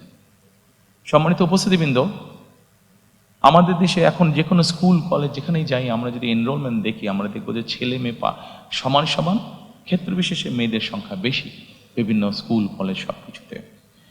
এখন শুধু শিক্ষা দিলে তো হবে না, আমি যেটা আগেই বলেছি, শিক্ষার পাশাপাশি তাদেরকে আমাদেরকে অর্থনৈতিকভাবে সামাজিকভাবে এই নারীদেরকে আমাদের প্রতিষ্ঠিত করতে হবে। এই নারীদেরকে সামাজিক এবং অর্থনৈতিকভাবে প্রতিষ্ঠিত করে, শুধু শিক্ষা আছে, শিক্ষার সাথে সাথে যদি আমরা তাদেরকে অর্থনৈতিকভাবে প্রতিষ্ঠিত করতে পারি, সামাজিকভাবে প্রতিষ্ঠিত করতে পারি, আমরা একটি শক্তিশালী সমাজ গঠন করতে পারবো, যেই সমাজে মানুষ যুক্তি তর্ক দিয়ে চলবে, যেই সমাজে আমরা মনে করি, আমরা আশা করি যেখানে খুব সুন্দরভাবে আমরা শান্তি স্থাপনের কাজ করতে পারবো। এবং সেজন্যই আমরা ফ্যামিলি কার্ডটি আমরা প্রবর্তন করতে চাই, যেই ফ্যামিলি কার্ডের মাধ্যমে আমরা নারীদেরকে পর্যায়ক্রমিকভাবে ধীরে ধীরে আমরা তাদেরকে অর্থনৈতিকভাবে এবং সামাজিকভাবে তাদেরকে এম্পাওয়ার্ড করতে চাই। আমরা সম্মানিত উপস্থিতিবৃন্দ, আমাদের একটি সেক্টর আছে বাংলাদেশে যেটিকে আমরা গার্মেন্টস সেক্টর বলি, যেটি নিয়ে আমরা প্রত্যেকটি বাংলাদেশী নাগরিক গর্ব করি। আমরা যখন বিদেশে যাই, যারা বিদেশে থাকি বা বিদেশে যাই, আমরা যখন জামা কাপড় কিনি, যখন লেবেলটা দেখি মেড ইন বাংলাদেশ, মুখের মধ্যে সুন্দর একটা হাসি আমাদের ফুটে ওঠে, ভালো লাগে মনের মধ্যে যে এই জামাটা মেড ইন বাংলাদেশ। যখন কোনো ব্র্যান্ডেড শপে আমরা দেখি মেড ইন বাংলাদেশ কাপড়টা, এই গার্মেন্টস শিল্পে বহু নারী কাজ করেন। বলা যায় টোটাল গার্মেন্ট শিল্পে যত মানুষ কাজ করে, যত শ্রমিক কাজ করে, তার 70% বা তার কিছু বেশি নারী শ্রমিক আমাদের। এখন সম্মানিত উপস্থিতিবৃন্দ, শুধু একটি সেক্টরেই কেন আমরা নারী রাখবো? আমাদের নারীরা তো কৃষিতেও কাজ করেন, আমাদের নারীরা তো অন্যান্য অনেক সেক্টরে কাজ করেন। আমাদের একটি লক্ষ্য এবং একটি পরিকল্পনা হচ্ছে যে বাংলাদেশে আমরা গার্মেন্টসের বাইরে আরো নতুন নতুন কতগুলো সেক্টরকে আমরা নিয়ে আসতে চাই, যেখানে নারীদের আরো বেশি সংখ্যক কর্মসংস্থানের সুযোগ হবে। সেটি গার্মেন্টসের মতন অনেক সেক্টর আছে যেগুলোকে আমরা ইজিলি আনতে পারি। সেটি টয় সেক্টর হতে পারে, সেটি লেদার সেক্টর হতে পারে যেখানে নারীরা কাজ করতে পারবেন, সেটি এরকম আরও অনেক সেক্টর আছে যেখানে নারীরা কাজ করতে পারেন। অর্থাৎ আমাদের লক্ষ্য এবং উদ্দেশ্য আছে মোর নাম্বার অফ দেশের যে নারী জনগোষ্ঠী আছে তারা কর্মসংস্থানের ব্যবস্থায় এরকম সেক্টরকে আমাদের ইনভাইট করে দেশের মধ্যে নিয়ে আসা। প্রিয় সহকর্মীবৃন্দ, আমরা বিশ্বাস করি সম্মানিত উপস্থিতিবৃন্দ, আমরা বিশ্বাস করি যে একজন নারীকে যখন আমরা কর্মসংস্থানের ব্যবস্থা করে দেব, স্বাভাবিকভাবেই প্রকৃতিগত কারণ হিসাবেই তাদেরকে আমাদের আরও কিছু ব্যাপারে সহযোগিতা করা উচিত। তাদের কর্মঘণ্টা কমানো বা বিভিন্নভাবে ডিস্ট্রিবিউট না করে বরঞ্চ আমরা যদি প্রাকৃতিকগতভাবে বিষয়টি বিবেচনা করি, একজন নারীকে তার সন্তানকে অনেক সময় দেখভাল করতে হয়, হয়তো ঘরে হয়তো তার সন্তানকে দেখভাল করার মতন সেই সাপোর্টটা তার নেই, তার কর্মসংস্থানে যাতে তাকে সেই সাপোর্টটা দেওয়া যায় সেই জন্য আমরা কর্মস্থলে ডে কেয়ার এবং ব্রেস্ট ফিডিং কর্নার আমরা কম্পালসারি করতে চাই। অর্থাৎ একজন নারী যখন তার সন্তানকে নিয়ে কর্মস্থলে আসবেন, উনি যেই 8 ঘন্টা বা 10 ঘন্টা বা যতক্ষণই উনি কাজ করেন অতটুকু সময় যাতে উনি নিশ্চিন্ত মনে কাজ করতে পারেন সেই ব্যবস্থাটা আমরা এনশিওর করতে চাই।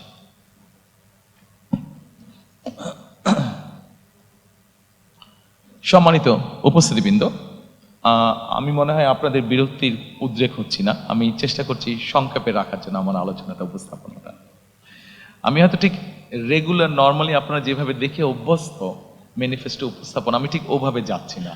নর্মালি সাধারণত লাইন বাই লাইন আমাদের নেতৃবৃন্দরা পড়ে যান। আমি যতটুকু বিশ্বাস করি, যতটুকু বুঝি, যতটুকু জানি, যে জিনিসগুলো আমি বিশ্বাস করি আপনাদের সামনে আমি সেই জিনিসগুলো উপস্থাপনের চেষ্টা করছি। অবশ্যই এর অর্থ এই নয় যে বাকি জিনিসগুলোর সাথে আমি একমত নেই, অবশ্যই বাকি জিনিসগুলোর সাথে আমি একমত। আমার পার্টির নেতৃবৃন্দ, আমাদের এক্সপার্টসরা মিলে সব কিছু তৈরি করেছেন, সবগুলোর সাথেই আমি একমত যে এই সবগুলোই কাজ আমরা পর্যায়ক্রমিকভাবে ইনশাল্লাহ করব। তবে এখানে যেই বিষয়গুলো আমার কাছে বেশি ভালো লেগেছে বা বেশি পছন্দ, সেই বিষয়গুলো আপনাদের সামনে আমি সংক্ষেপে উপস্থাপন করছি। সম্মানিত উপস্থিতিবৃন্দ, আসুন এরপরে কৃষি এবং খাদ্য। কৃষির ব্যাপারে কৃষক কার্ড নিয়ে আমি আপনাদেরকে কিছুটা বলেছি। এই কৃষক কার্ড আমরা বিশ্বাস করি কৃষি এবং কৃষককে একটা খুব স্ট্রং সাপোর্ট দিবে, যেটি লং রানে আমাদের কৃষি এবং কৃষককে গড়ে তুলতে আমাদের জন্য, দেশের জন্য একটা ভালো হবে। আমরা এর মধ্যে একটি সিদ্ধান্ত গ্রহণ করেছি, যেটি আমরা 91 সালেও কাজটি করেছিলেন দেশনেত্রী খালেদা জিয়া যখন উনি সরকার গঠন করেন। এইবার ইনশাল্লাহ 12 তারিখে আমরা সরকার গঠনে সক্ষম হলে 10,000 টাকা পর্যন্ত কৃষি ঋণ সেটিকে আমরা সুদ সহ মওকুফ করতে চাই। আমরা হিসাব করে দেখেছি, আমাদের কাছে যে স্ট্যাটিস্টিক্স আছে আমরা হিসাব করে দেখেছি যে এই মুহূর্তে যত ঋণ আছে 10,000 টাকা পর্যন্ত কৃষি ঋণ যদি আমরা মওকুফ করি সেটা সরকারের এমন কিছু চাপ পড়বে না। কাজে কৃষকদেরকে একটা সাপোর্ট দেওয়ার জন্য এই কাজটি আমরা করতে চাই। সম্মানিত উপস্থিতিবৃন্দ, আমরা একটি কাজ শুরু করতে চাই। এই কাজটি পরিবেশের সাথে সম্পর্কিত, এই কাজটি কৃষির সাথে সম্পর্কিত, এই কাজটি প্রকৃতির অনেক কিছুর সাথে সম্পর্কিত। সেটা হচ্ছে খাল খনন কর্মসূচি আমরা শুরু করতে চাই। খাল খনন কর্মসূচি আমরা দেখেছি দেশে গ্রামে যেরকম পপুলার, একইভাবে শহর অঞ্চলগুলোতেও খাল খনন কর্মসূচি অনেক পপুলার। এবং খাল খনন কর্মসূচি আমরা কেন তৈরি করতে চাই, আমি আপনাদেরকে সংক্ষেপে কয়েকটি উদাহরণ দিতে চাই। সম্মানিত উপস্থিতিবৃন্দ, আমাদের খাল খনন কর্মসূচি যে পরিকল্পনা আছে সেই পরিকল্পনার মধ্যে 20,000 কিলোমিটার ক্যানেল ডিগিং আমরা করতে চাই সারা দেশ মিলে। এখন এর অনেকগুলো কারণ আছে, আমি খুব সংক্ষেপে আপনাদেরকে একটি উদাহরণ দিয়ে বোঝানোর চেষ্টা করতে চাই। আপনাদের নিশ্চয়ই অনেকের মনে আছে 1 বছর আগে হঠাৎ করে একটি ফ্লাড হয়েছিল নোয়াখালী অঞ্চলে, গ্রেটার নোয়াখালী অঞ্চলে। দয়া করে আপনারা সকলে একটা সুইমিং পুলের কথা চিন্তা করুন, যে এই সুইমিং পুলটার radius 50 square mile, average depth হচ্ছে 7 ফিট। আমরা যদি এরকম একটা সুইমিং পুল চিন্তা করি, সেই নোয়াখালী অঞ্চলে যে বন্যাটা হয়েছিল, আমরা যদি পুরোটাকে এরকম একটা সুইমিং পুল চিন্তা করি, তাহলে চিন্তা করে দেখবেন ওই পানি যেটা হয়েছিল সেটা কিন্তু 15 দিন পরে চলে গিয়েছিল। কিন্তু আমরা যদি একটা 50 স্কোয়ার মাইলের একটা সুইমিং পুল, যেটার এভারেজ ডেপথ হচ্ছে 7 ফিট, আমরা যদি এই পরিমাণ পানিকে, যেই পানিটি আমাদের কাছে থাকবে যতক্ষণ আমাদের প্রয়োজন, 7-15 দিনে চলে যাবে না। যদি আমরা এই পানিটিকে ধরে রাখতে চাই, ধরে রাখার ব্যবস্থা করতে চাই, তাহলে আমাদেরকে অবশ্যই খাল খনন করতে হবে। প্রিয় উপস্থিতিবৃন্দ, খাল খনন আমাদেরকে আরেকটি কারণে করতে হবে। আমরা বাংলাদেশের যে কোনো জায়গায় যাই না কেন, এখন নলকূপের জন্য বোরিং করি না কেন, আমাদেরকে অনেক ভেতরে যেতে হয়। অর্থাৎ সারফেস ওয়াটার এত পরিমাণ আমরা ব্যবহার করেছি যে এখন আন্ডারগ্রাউন্ড ওয়াটারও ব্যবহার করতে করতে আমাদের ওয়াটার লেভেল অনেক নিচে চলে গিয়েছে। আমরা যদি এই ওয়াটারটাকে রিচার্জ না করি তাহলে আমাদেরকে আগামী কয়েক বছর পরে ভীষণ বিপদে পড়তে হবে। খাল খনন হচ্ছে এটির অন্যতম আরেকটি কারণ। আমাদের একটি প্রবলেম আছে, আর্সেনিক প্রবলেম। বাংলাদেশের বিভিন্ন অঞ্চলে আর্সেনিক প্রবলেম আছে। আপনি যত আন্ডারগ্রাউন্ড ওয়াটার টেনে তুলবেন, আর্সেনিক আস্তে আস্তে উপরে আসতে শুরু করবে। আপনি যত ওয়াটার রিচার্জ করবেন, আস্তে আস্তে আর্সেনিকটা ডাইলিউট হতে লাগবে, নিচে চলে যেতে লাগবে। কাজেই বিভিন্ন বিষয়ে যদি আমরা বিবেচনা করি, সম্মানিত উপস্থিতি, কিন্তু আপনারা নিশ্চয়ই লক্ষ্য করেন অনেক সময় যখন ঢাকা থেকে একটু বাইরে টেরে যান, আপনারা বাই রোড যান, আপনারা খেয়াল করে দেখবেন রাস্তার দুই ধারে কম বেশি যেই গাছগুলো থাকে, দেখবেন গাছগুলো কেমন যেন নেতিয়ে পড়েছে। এই নেতিয়ে পড়ার আরেকটা কারণ হচ্ছে ওই এলাকায় যে আন্ডারগ্রাউন্ড ওয়াটার লেভেল আছে এত নিচে চলে গিয়েছে যে গাছগুলো তার শিকড় আর নিচে পাঠাতে পারে না, এত নিচে চলে গিয়েছে। কাজে আমাদের এই প্রকৃতিকেও যদি আমাদের ঠিক করতে হয়, ধীরে ধীরে যদি আবার একটা স্বাভাবিক পরিস্থিতি ফিরিয়ে আনতে হয়, তাহলে আমাদের ক্যানেল ডিগিং করা অত্যন্ত প্রয়োজন। আমাদের পরিকল্পনার মধ্যে একটি রয়েছে বরেন্দ্র প্রকল্প পুনর্চালুকরণ করা। এই বরেন্দ্র প্রকল্প সম্পর্কে আপনাদের অনেকেরই ধারণা আছে। এটি রাজশাহী, চাঁপাইনবাবগঞ্জ, রাজশাহী ওইদিকে শুরু হয়েছিল এবং এটির বিস্তার মোটামুটি ঠাকুরগাঁ পঞ্চগড় পর্যন্ত। এই বরেন্দ্র প্রকল্প চালু করার পরে আমাদের পুরো উত্তরাঞ্চলের কৃষির উৎপাদনই একদম পাল্টে গিয়েছিল। এই প্রকল্পটি মোটামুটিভাবে এখন অলমোস্ট মৃতপ্রায়। আমরা চাই এই প্রকল্পটিকে আবার চালু করার জন্য। সম্মানিত উপস্থিতিবৃন্দ, আমাদের এই কৃষি এবং খাদ্যের মধ্যে আপনি যদি খেয়াল করেন, ডান দিকে একটি আছে জলবায়ু ঝুঁকি মোকাবেলা। জলবায়ু ঝুঁকি মোকাবেলা আমরা সিদ্ধান্ত গ্রহণ করেছি, আমরা পরিকল্পনা গ্রহণ করেছি যে এই ঝুঁকিটা আমাদের জন্য অত্যন্ত রিস্কি একটা ঝুঁকি। আমরা যদি দেখি আমাদের দক্ষিণাঞ্চল যেভাবে গাছপালা মরে যাচ্ছে, দক্ষিণাঞ্চলে যেভাবে নদী নালা শুকিয়ে যাচ্ছে, যেভাবে সমুদ্রের পানি উপরে উঠে আসছে, আমরা যদি দেখি আমাদের সারা বাংলাদেশে কিভাবে ফরেস্টেশন ধীরে ধীরে কমে যাচ্ছে, তাহলে আমাদেরকে ইমিডিয়েট এই কাজটিতে হাত দিতে হবে। এবং আমরা ঠিক করেছি 5 বছরে আমরা চেষ্টা করব, 5 বছরে আমরা চেষ্টা করব, যদিও খুব অ্যাম্বিশিয়াস প্রোগ্রাম, তারপরে আমাদের পরিকল্পনা আছে এবং 5 বছরে আমরা চেষ্টা করছি প্রায় 50 কোটির কাছাকাছি বৃক্ষ রোপণ করার জন্য। এরই ভিতরে আমাদের যারা এক্সপার্ট আছেন তারা মোটামুটিভাবে কাজ করেছেন যে কোন এলাকার কোন বৃক্ষটা ভালো হবে, সেভাবে আমরা আমাদের পরিকল্পনা সাজিয়েছি। কাজেই টেকনাফে যেই বৃক্ষটা হবে, তেঁতুলিয়াতেও সেটা হতে পারে, কিন্তু অত ভালো হবে না, কারণ ওখানকার সয়েল ইজ ডিফারেন্ট, ক্লাইমেট আবহাওয়া কিছুটা ডিফারেন্ট। সেই জন্য আমরা সেভাবেই চিন্তা ভাবনা করেছি। এবং আরেকটি জিনিস করেছি, এখন যেটা মডার্ন যুগে করা যায়, আপনি স্যাটেলাইট ইমেজ দিয়ে আপনি কোনো জায়গায় যদি 500 গাছ লাগান, আপনি যদি 500 গাছের চারা ওখানে রোপণ করতে চান, ওখানে 500 চারা রোপণ হলো কি হলো না আপনি স্যাটেলাইট ইমেজ দিয়ে কিন্তু ওটা ঘরে বসে আপনি দেখতে পারবেন, মনিটর করতে পারবেন। সেজন্য এই সুবিধাটাও আমাদের আছে। তো আমাদেরকে জলবায়ুর ঝুঁকি মোকাবেলা করার জন্য আমাদেরকে জলবায়ুর উপযোগী যেই গাছগুলো আছে সেগুলো লাগাতে হবে, সেগুলো রোপণ করতে হবে। যেমন আমরা যদি ঢাকা শহরে, এই বোধহয় গত পরশুদিনও আমরা কোনো একটা নিউজে আমি দেখলাম যে ঢাকা শহর বোধহয় পলিউশনে আবার বোধহয় কয়েকটার মধ্যে প্রথম বা দ্বিতীয় তৃতীয় এরকম হয়েছে। কাজেই এই ঢাকা শহরের এয়ারকেও যদি ফিল্টার করতে হয়, আপনাদের নিশ্চয়ই অনেকের জানা আছে যে নিম গাছ সাধারণত অন্য নর্মাল গাছের থেকে 3 গুণ বেশি অক্সিজেন প্রডিউস করে। কাজে আমরা যদি নিম গাছ প্রচুর পরিমাণে ঢাকা শহরে লাগাতে সক্ষম হই, রোপণ করতে সক্ষম হই, তাহলে আমরা কিছুটা হলেও আমাদের ঢাকা শহরের বাতাসকে আমরা ফিল্টার করতে পারবো। অবশ্যই এর বাইরে আমাদেরকে অনেকগুলো স্টেপ গ্রহণ করতে হবে, যেমন ডিজেল ইঞ্জিনের ব্যবহার কমিয়ে আনতে হবে, ফসিল ফুয়েল যেগুলোতে ব্যবহার হয় সেগুলো আমাদেরকে কমিয়ে আনতে হবে, আমাদেরকে ইলেকট্রিক ভেহিকলকে মোর এনকারেজ করতে হবে। সম্মানিত উপস্থিতিবৃন্দ, আমাদের কৃষিতে একটি বিরাট বড় সমস্যা আছে, সেটি হচ্ছে কৃষক এবং বাজারের সরাসরি যে সংযোগটা, এটা বিভিন্ন কারণে আমাদের পক্ষে হয়তো গড়ে তোলা সম্ভব হয়নি। আমাদের পরিকল্পনা আছে যে কিভাবে কৃষক এবং বাজারকে আমরা সরাসরি সম্পৃক্ত করতে পারি, অর্থাৎ মিডল ম্যানের যে প্রকৃতি আছে সেটাকে কিভাবে কমিয়ে আনা যায়।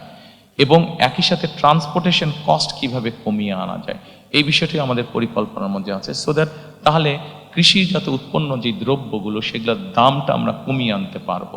সেটাকে দাম যদি আমরা কমিয়ে আনতে পারি তা আমরা মানুষের কাছে কম মূল্যে আমরা পৌঁছে দিতে সক্ষম হব।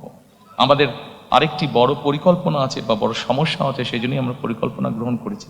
সেটি হচ্ছে আমাদের দেশের বিভিন্ন জায়গায় বিভিন্ন ফল ফলাদি শাক সবজি এগুলো উৎপাদিত হচ্ছে, কিন্তু আমাদের কৃষকরা কোনো শাক সবজি ফল ফলাদি হয়তো 7 দিন 15 দিন বা 1 মাসের জন্য এটাকে রেফ্রিজারেট করতে হবে, কিন্তু সেই রেফ্রিজারেট করার সিস্টেমটা আমাদের এখানে নেই, এবং যেটাকে হিমাগার বা কোল্ড স্টোরেজ বলে। আমরা এর মধ্যে কাজ করেছি যে কোথায় কোথায় আমাদের কি কি উৎপাদিত হয়, কোথায় কোথায় কিভাবে, যেমন আমাদের চাঁপাই নবাবগঞ্জে বা রাজশাহীতে প্রচুর পরিমাণে আম হয়, আমটাকে কিভাবে প্রিজার্ভ করা সম্ভব হতে পারে সেইভাবে আমরা সেখানে হিমাগারটা তো করে তুলব। যেখানে আমাদের টমেটো হচ্ছে, সেই সিলেট অঞ্চল ধরে যে বিভিন্ন জায়গায় আমাদের টমেটো হচ্ছে, এই টমেটোগুলো আমরা একসময় দেখি যে কৃষকরা ফেলে দেয় বা গরু ছাগল খায়, কারণ সে প্রপার দাম পাচ্ছে না, কারণ একটা সার্টেন টাইমের পরে সে যে ওটাকে রেফ্রিজারেট করবে সেই অবস্থাটা নেই। কাজে এই সবগুলো জিনিসকে আমরা মার্ক করেছি এবং ধীরে ধীরে আমরা এই হিমাগার সিস্টেম বা রেফ্রিজারেট সিস্টেমটাকে আমরা গড়ে তুলতে চাই। সম্মানিত উপস্থিতিবৃন্দ, এরপরে আমি আপনাদেরকে অনুরোধ করব কর্মসংস্থান ও যুব উন্নয়নটি দেখার জন্য। কর্মসংস্থান এবং যুব উন্নয়ন, আমাদের প্রায় 27 লক্ষ বেকার আছে, এর মধ্যে 9 লক্ষ হচ্ছে আমাদের শিক্ষিত বেকার। প্রতি বছর বেকারের সংখ্যা বাড়ছে বই কমছে না। আমরা যদি আমাদের ডেমোগ্রাফি দেখি, পপুলেশন ডেমোগ্রাফিটা দেখি যে 15-20 বছর থেকে আমাদের 60-62 বছর পর্যন্ত, তাহলে এটির সুবিধা আমরা পাবো 2040 সাল পর্যন্ত।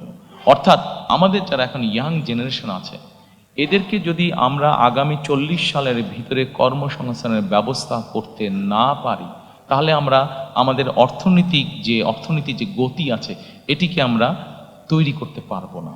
অর্থনৈতিক যে সমৃদ্ধি আছে সেই সমৃদ্ধিটাকে আমরা কাজে লাগাতে পারবো না। সেজন্য আমাদেরকে যে কোনোভাবেই হোক আমাদেরকে সিদ্ধান্ত বা পরিকল্পনা গ্রহণ করতে হবে কিভাবে আমরা এত বিপুল সংখ্যক, অর্থাৎ 15-20 বছর থেকে 60-62 বছর পর্যন্ত, যে অর্থাৎ 2040 সালের মধ্যে আমরা আমাদের যুব বলতে যেই শ্রেণীটা আছে, তরুণ বলতে যেই শ্রেণীটা আছে, তাদের কর্মসংস্থানের ব্যবস্থা করতে পারি। আমরা এখানে অনেকগুলো বিষয় চিন্তা করেছি, তার মধ্যে 2-3টি বিষয় আমি আপনাদের সাথে আলোচনা করব। যেমন বিদেশি ভাষা, আমাদের দেশ থেকে প্রচুর মানুষ বাইরে যায়। আমরা যদি এই মানুষগুলোকে যারা বাইরে যায় এদেরকে যদি আমরা ল্যাঙ্গুয়েজ কোর্স দিতে পারি, তাহলে এটি কিন্তু তার জন্য একটা বেনিফিট হবে, এবং ল্যাঙ্গুয়েজ কোর্সের কারণেই কিন্তু সে অনেক জায়গায়, দেশের বাইরে অনেক জায়গায় অনেক ইজিলি সে তার কর্মসংস্থানের ব্যবস্থা করতে পারবে। একই সাথে আমরা তাদের দক্ষতা অর্জনের জন্য দেশের বিভিন্ন জায়গায় এরিয়া বেসিসে আমরা বিভিন্ন ট্রেনিং ইনস্টিটিউট আমরা তৈরি করতে চাই, আমাদের এর ভিতরে আমরা যেটা কাজ করেছি সেটা হচ্ছে যে আমরা বিভিন্নভাবে চেক করেছি যে আগামী 10 বছর পর্যন্ত পৃথিবীর কোন কোন দেশে কি কি ধরনের মানুষ যেতে পারে, কি কি ধরনের মানুষ যাওয়ার কাজের স্কোপ আছে, সেটির ভিত্তিতে আমরা আমাদের ট্রেনিং ইনস্টিটিউটটাকে ঢেলে সাজানোর পরিকল্পনা করেছি। এর বাইরে আমাদের যেটা লক্ষ্য আছে সেটা এসএমই ঋণ প্রদান, অর্থাৎ এসএমই ছোট বা মিডিয়াম যে ইন্ডাস্ট্রিগুলো হবে সেখানে সহজ শর্তে ঋণ প্রদান করতে চাইছি। আমরা যারা অনলাইনে শপিং করে, অ্যামাজন এবং আলিবাবা এই ধরনের প্রতিষ্ঠানের সাথে আপনাদের অনেকেরই পরিচয় আছে। এইখানে যেই দ্রব্যগুলো পাওয়া যায়, প্রোডাক্টগুলো পাওয়া যায়, এগুলো যে খুব রকেট সায়েন্স টাইপের প্রোডাক্ট তা না, এগুলা বরং এই প্রোডাক্টগুলো খুব সহজেই কিন্তু তৈরি করা সম্ভব হয়। আমরা যেটা করতে চাইছি, আমরা আমাদের এসএমই এন্টারপ্রেনার যারা থাকবে তাদেরকে আমরা এনকারেজ করতে চাইছি যে তারা এই ধরনের ছোট ছোট সেট আপগুলো তারা করুক, এবং আমরা সরকার থেকে তাদেরকে বিভিন্ন রকম সহযোগিতা করবো। অ্যাট দ্য সেম টাইম আমরা অ্যামাজন এবং আলিবাবা এই ধরনের প্রতিষ্ঠানের সাথে প্রাইমারি কথা বলেছি যে তারা তাদের প্রকিউরমেন্টটা বাংলাদেশ থেকে করুক। যখন তারা বাংলাদেশ থেকে তাদের প্রকিউরমেন্টটা করা শুরু করবে, খুব স্বাভাবিকভাবেই আমাদের এই মিল ফ্যাক্টরিগুলো চলবে, এবং এই মিল ফ্যাক্টরিটা চলা মানেই কর্মসংস্থানের ব্যবস্থা। সম্মানিত উপস্থিতিবৃন্দ, আমাদের আগামী দিনের লক্ষ্য হচ্ছে আমরা যেই পরিকল্পনায় গ্রহণ করি না কেন, প্রত্যেকটি পরিকল্পনা অন্যতম প্রাইমারি লক্ষ্য হচ্ছে আমাদের কর্মসংস্থান তৈরি করা, যত বেশি সংখ্যক কর্মসংস্থান তৈরি করা। আর এর বাইরে আমাদের পরিকল্পনা আছে আন্তর্জাতিক, আমাদের ইয়াং জেনারেশনের অনেকেই অনলাইনে বা আইটিতে কাজ করে থাকে, কিন্তু তাদের পেমেন্টের ক্ষেত্রে বিভিন্ন রকম পেমেন্ট সেটার ক্ষেত্রে বিভিন্ন রকম সমস্যা হয়ে থাকে। আমরা সেই জন্য আন্তর্জাতিক পেমেন্ট যে সুবিধা আছে, পেপাল সহ এই ধরনের সুবিধাগুলো আছে, এগুলোকে আমরা ইনভাইট করছি, এগুলোকে আমরা দেশে নিয়ে আসতে চাইছি।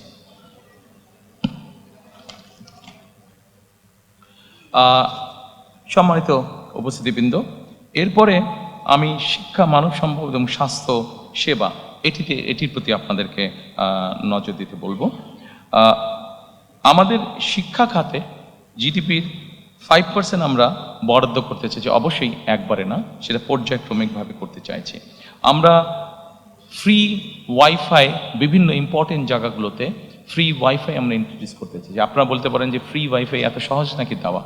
এটার জিনিসটা এমন হবে, কেউ যদি কোথাও ফ্রি ওয়াইফাইটা ব্যবহার করতে চায়, সে লগ ইন করার পরে তাকে ছোট একটি অ্যাড দেখতে হবে। অ্যাডটি ভালো লাগুক বা না লাগুক, অ্যাডটি তাকে দেখতে হবে। এই জন্য অ্যাডটি দেখতে হবে যে অ্যাডের মাধ্যমে ওখানকার যে খরচটা, সেই খরচটা উঠে আসবে, এবং তারপরে সে হয়তো 1 ঘন্টা বা 1.5 ঘন্টা সেই ফ্রি ওয়াইফাইটি ব্যবহার করতে পারবে। এর বাইরে আমরা ওয়ান টিচার ওয়ান ট্যাব, আমাদের প্রথমে প্রাইমারি স্কুল এবং তারপরে সেকেন্ডারি স্কুলে যত টিচার আছেন তাদেরকে আমরা পর্যায়ক্রমিকভাবে একটি ট্যাবের আন্ডারে নিয়ে আসতে চাইছি, যার মাধ্যমে তারা যেমন শিক্ষা দিতে পারবেন, একইভাবে তাদেরকে কোনো ট্রেনিং ইনস্ট্রাকশন দিতে হলে সেই ট্যাবের মাধ্যমে তাদেরকে আমরা সেন্ট্রালি সেই কাজটি আমরা করতে পারবো। আমরা প্রাথমিক এবং মাধ্যমিক শিক্ষা ব্যবস্থায় স্কুল ইউনিফর্ম ইন্ট্রোডিউস করতে চাচ্ছি। অবশ্যই এটা আমরা সরকারের পক্ষ থেকে এই ইউনিফর্মটি দিতে চাচ্ছি। এই ইউনিফর্মটি দেওয়ার একটা অন্যতম কারণ হচ্ছে, স্বাভাবিকভাবে সবাই যখন একই ইউনিফর্ম পরবে তখন বাচ্চাদের মধ্যে একটা ডিসিপ্লিন আসে, একটা ইউনিটি আসে, সেই মানসিকতাটা আমরা গড়ে তুলতে চাইছি। এরপরে আমি আপনাদেরকে দৃষ্টি আকর্ষণ করতে চাইছি যে স্বাস্থ্য সেবাতে আমি চেষ্টা করছি একটু দ্রুত যেতে, অনেকক্ষণ সময় আছে, অনেকের ধৈর্য চ্যুতি হচ্ছে। আমি এরপরে স্বাস্থ্যতে আসতে চাচ্ছি। সম্মানিত উপস্থিতিবৃন্দ, স্বাস্থ্যতে আমরা যেটা মনে করি, দেখুন বাংলাদেশ 20 কোটি মানুষ, আমরা হয়তো অনেক কিছু বলতে পারি, কিন্তু 20 কোটি মানুষকে স্বাস্থ্যসেবা দেওয়া কোয়াইট কস্টলি ম্যাটার।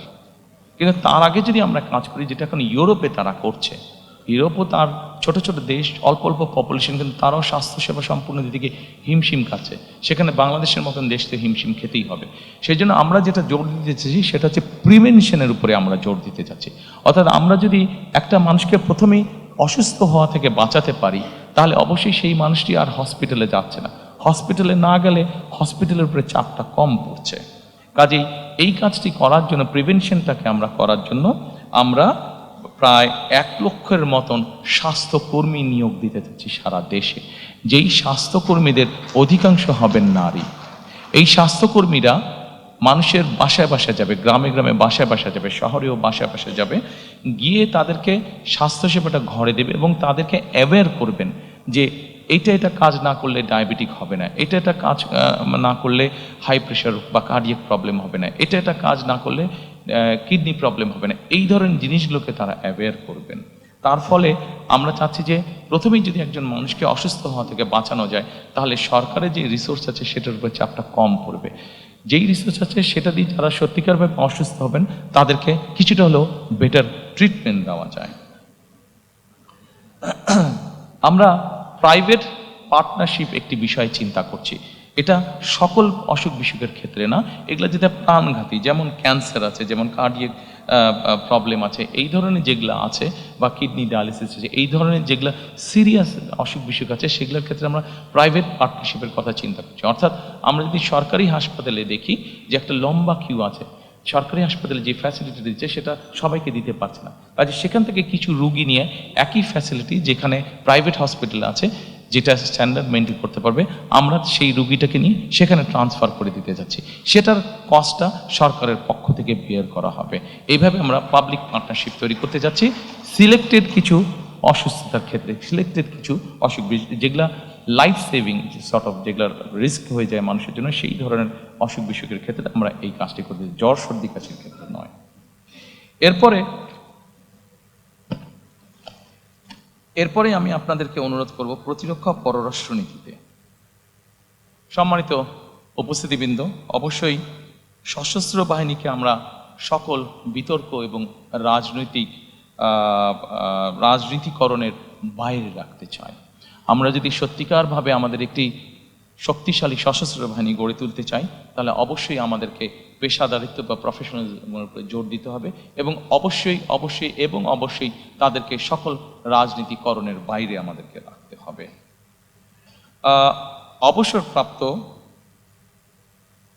অবসরপ্রাপ্ত সেনা সদস্যদের ক্ষেত্রে আমরা ওয়ান র্যাঙ্ক ওয়ান পেনশন পলিসিটা চালু করতে চাইছি।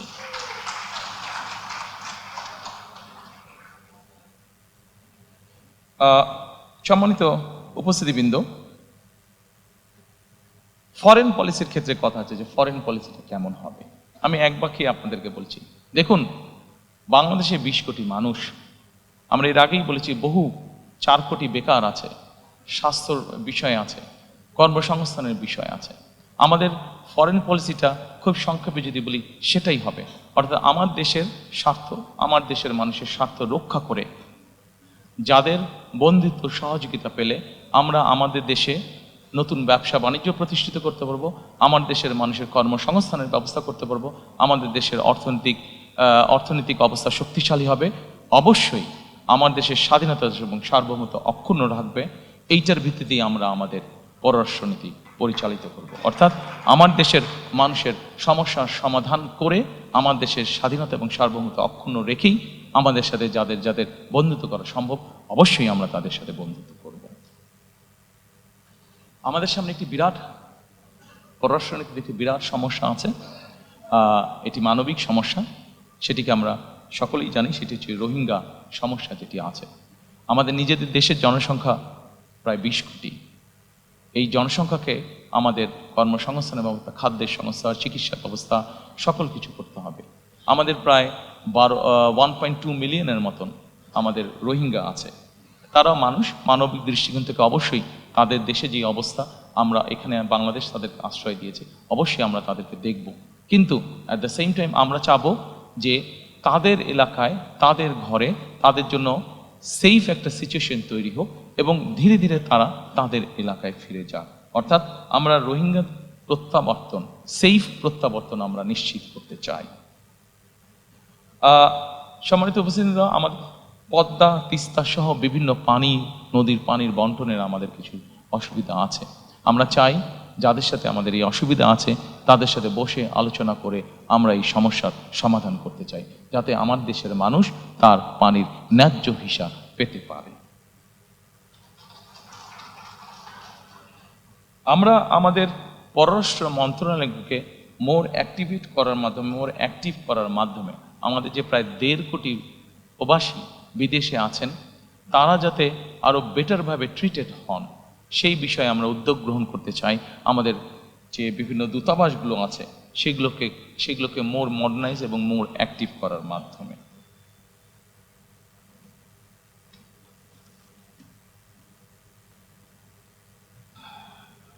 সম্মানিত উপস্থিতিবৃন্দ, এরপরে একটি অত্যন্ত গুরুত্বপূর্ণ বিষয় আছে, সেটির প্রতি আপনাদেরকে আমি অনুরোধ করব নজর দেওয়ার জন্য। শ্রমিক এবং প্রবাসী কল্যাণ। আমাদের দেশে একটি সমস্যা আছে, আমাদের দেশের নারী, পুরুষ এবং প্রতিবন্ধী যারা, তাদের ক্ষেত্রে একটি বেতনের ব্যাপারে একটি বৈষম্যমূলক আচরণ হয়ে থাকে অনেক জায়গায়, অনেক ক্ষেত্রে। আমরা পর্যায়ক্রমিকভাবে এই সমস্যাটির সমাধান করতে চাই, অর্থাৎ নারী, পুরুষ এবং প্রতিবন্ধীদের জন্য বৈষম্যহীন বেতন আমরা নিশ্চিত করতে চাই। আমরা একই সাথে মাতৃকালীন যে ছুটি আছে, নারীদের যে মাতৃকালীন ছুটি আছে, সেই ছুটিটাকে আমরা 6 মাসের উইথ স্যালারি, মানে সবেতন ছুটিতে আমরা নিয়ে আসতে চাই। এটিকে আমরা পর্যায়ক্রমিকভাবে শিশু শ্রম বন্ধ করার পরিবেশ আমরা নিশ্চিত করতে চাই। প্রিয় সহকর্মীবৃন্দ, আমাদের যে 1.5 কোটি প্রবাসী আছেন, এই প্রবাসীদের জন্য আমরা একটি প্রবাসী কার্ড ইন্ট্রোডিউস করতে চাই। এই কার্ডটি তাকে ব্যাংকিং ফ্যাসিলিটি দিবে এবং এই কার্ডটির মধ্যে তার সব রকম ডিটেলস থাকবে। যখন উনি ফিরে আসবেন এই কার্ডটির মাধ্যমে উনি কি কি কাজ করছেন সেটার উপরে ভিত্তি করে যাতে তাকে আমরা একটা দেশে সুন্দর পরিবেশের নিশ্চয়তা দিতে পারি, এটিকে আমরা নাম দিয়েছি, যেটি আমরা প্রবর্তন করতে চাই, এটিকে আমরা নাম দিয়েছি প্রবাসী কার্ড।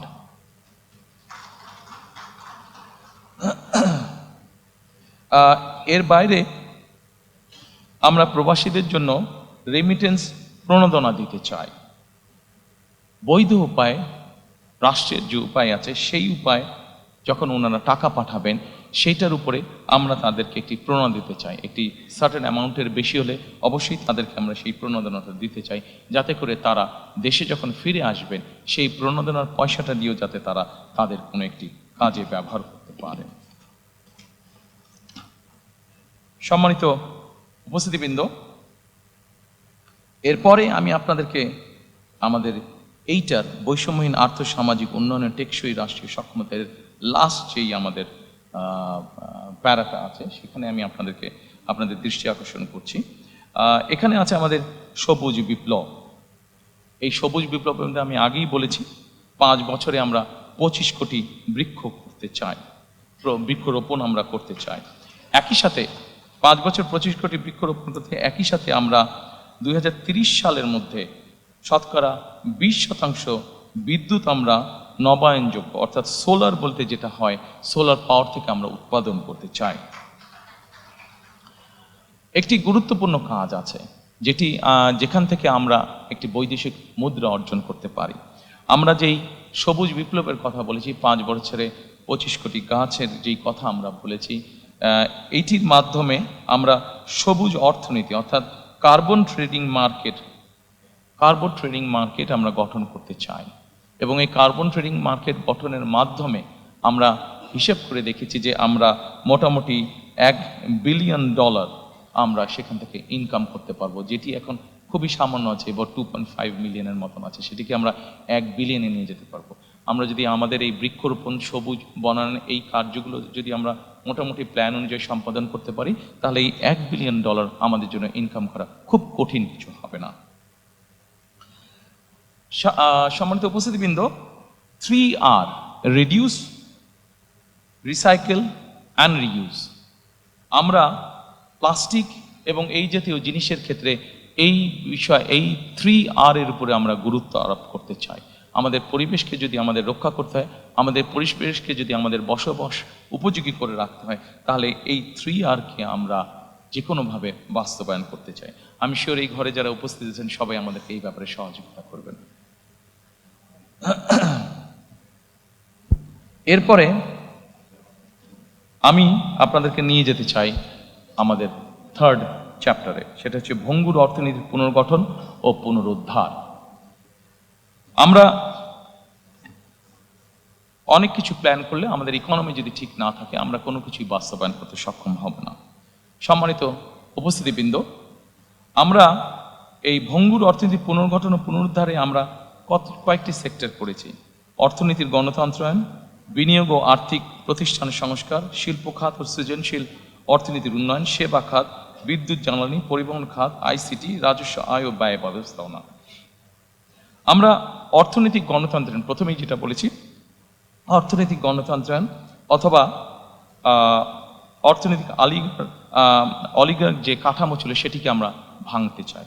অর্থনৈতিক গণতন্ত্রায়নটা কি? অর্থনৈতিক গণতন্ত্র হচ্ছে কতিপয় কোনো বিজনেস হাউসের মধ্যে না রেখে বরঞ্চ আমরা গণতন্ত্রটাকে, অর্থনীতিকে আমরা ডিস্ট্রিবিউট করতে চাই, যেখানে কম বেশি সকল মানুষের একটি এন্ট্রি থাকবে, সকল মানুষের অধিকার থাকবে গণতন্ত্রতে নিজের কন্ট্রিবিউশনটা করার মতন।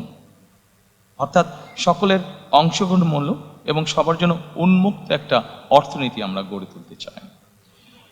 সম্মানিত উপস্থিতিবৃন্দ, একজন রাজনৈতিক কর্মী হিসাবে আমার যেটি অবজারভেশন, যে কোনো দেশের অর্থনৈতিক বুনিয়াদ তখনই শক্তিশালী হয়, অর্থনৈতিক স্থিতিশীলতা তখনই হয় যখন সেই দেশের মধ্যবিত্ত শ্রেণীটি অনেক বড় আকার ধারণ করে।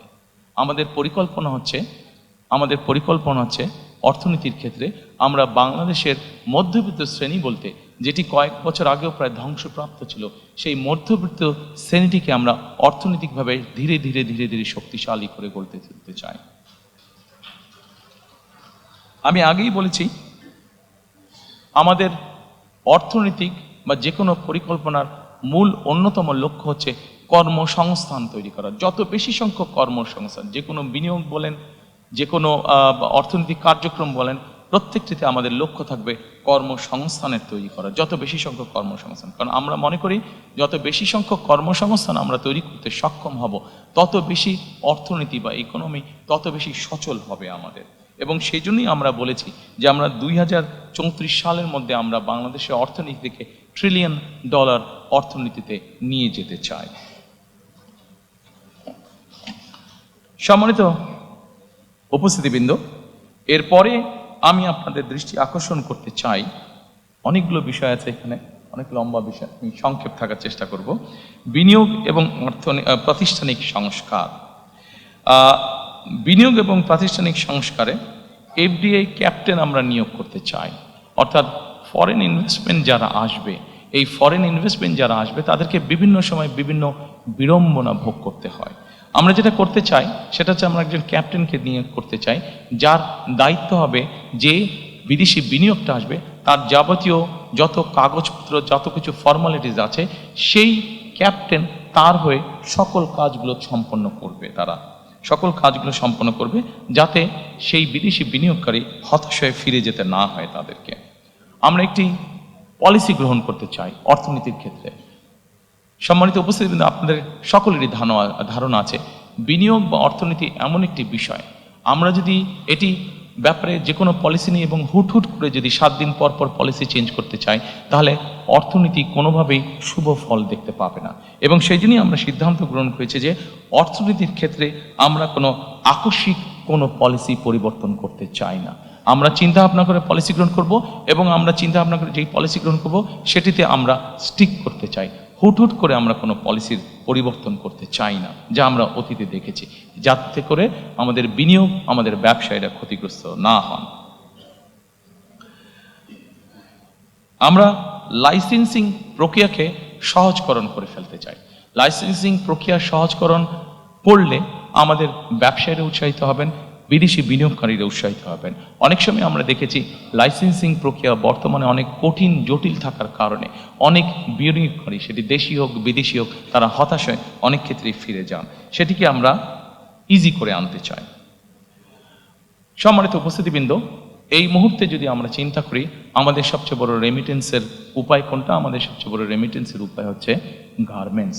কিন্তু একটি জাতি বা একটি দেশ যুগের পর যুগ একটি সেক্টরের উপরে কোনোভাবেই ডিপেন্ডেন্ট থাকতে পারে না। এবং সেই জন্যই আমরা মনে করি যে আমাদেরকে আরও সেক্টর বের করতে হবে এবং যেই সেক্টরগুলো রপ্তানিমূলক সেক্টর হিসেবে বিবেচিত হবে। আমরা ফার্মাসিউটিক্যালের কথা চিন্তা করতে পারি, আমরা লেদার শিল্পের কথা আমরা চিন্তা করতে পারি, আমরা আইটির কথা আমরা চিন্তা করতে পারি, আমরা টয় ইন্ডাস্ট্রির কথা চিন্তা করতে পারি, আমরা ইলেকট্রনিক ইন্ডাস্ট্রির কথা চিন্তা করতে পারি। এরকম অনেকগুলো রপ্তানিমুখী শিল্প আমরা চিন্তা করতে পারি। এবং এই রপ্তানিমুখী শিল্প আমরা কতগুলো শিল্পকে আমরা প্রায়োরিটাইজ করে নেব যে আগামী 5 বছর বা 10 বছর এই সেক্টরগুলোকে আমরা প্রায়োরিটাইজ করে নিব। এবং যেই সেক্টরগুলোকে আমরা প্রায়োরিটাইজ করব সেগুলোকে আমরা প্রণোদনা দিতে চাই, ইনসেন্টিভ দিতে চাই। এটা এমনও হতে পারে তাদেরকে আমরা বন্ডের ফ্যাসিলিটি দিব, বন্ডের ভ্যারাস ফ্যাসিলিটি দিব, বা যেই সকল প্রণোদনা দিলে সেই সেক্টরগুলো আস্তে আস্তে গ্রো করবে, সেই জিনিসগুলো আমরা তাদেরকে করে দিতে চাই। সম্মানিত উপস্থিতিবৃন্দ, অর্থনীতিকে তার নিজের গতিতে চলতে দিতে হবে। সব কিছু যেরকম চলার একটি ধর্ম আছে, অর্থনীতিকেও নিজের গতিতে চলতে দিতে হবে। আমরা বিগত দিনে দেখেছি যে ব্যাংকিং খাতে রাজনৈতিক হস্তক্ষেপ হয়েছে। আমরা দৃঢ়ভাবে বিশ্বাস করি যে ব্যাংকিং খাতকে যে কোনোভাবে হোক রাজনৈতিক হস্তক্ষেপের মুক্ত করে দিতে হবে এবং এটাকে প্রফেশনালি আমাদেরকে চালাতে হবে। কারণ আমরা যদি ব্যাংকিং খাতকে রাজনৈতিকভাবে হস্তক্ষেপ করি তাহলে এটির অশুভ প্রভাব অর্থনীতির উপরে পড়বে, যেটি আমাদের কারো জন্য কাঙ্ক্ষিত নয়।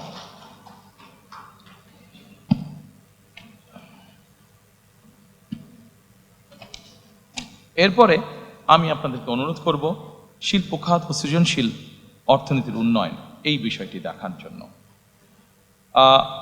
এর মধ্যেই আমি আপনাদের কাছে বলেছি যে আমরা নতুন নতুন শিল্প গঠনের আমরা চেষ্টা করব।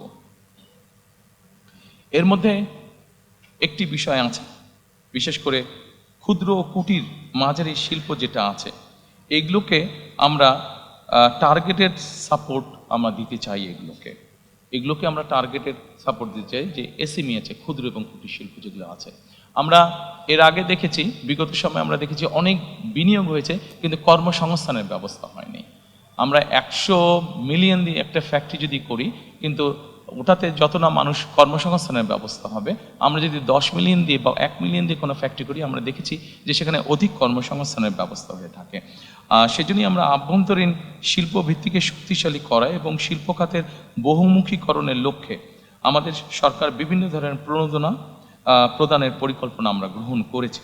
বিশেষ করে ক্ষুদ্র, কুটির এবং মাঝারি শিল্পে সুনির্দিষ্ট বা টার্গেটেড সাপোর্ট প্রদানের উপরে আমরা বিশেষ গুরুত্ব আরোপ দিতে চাই।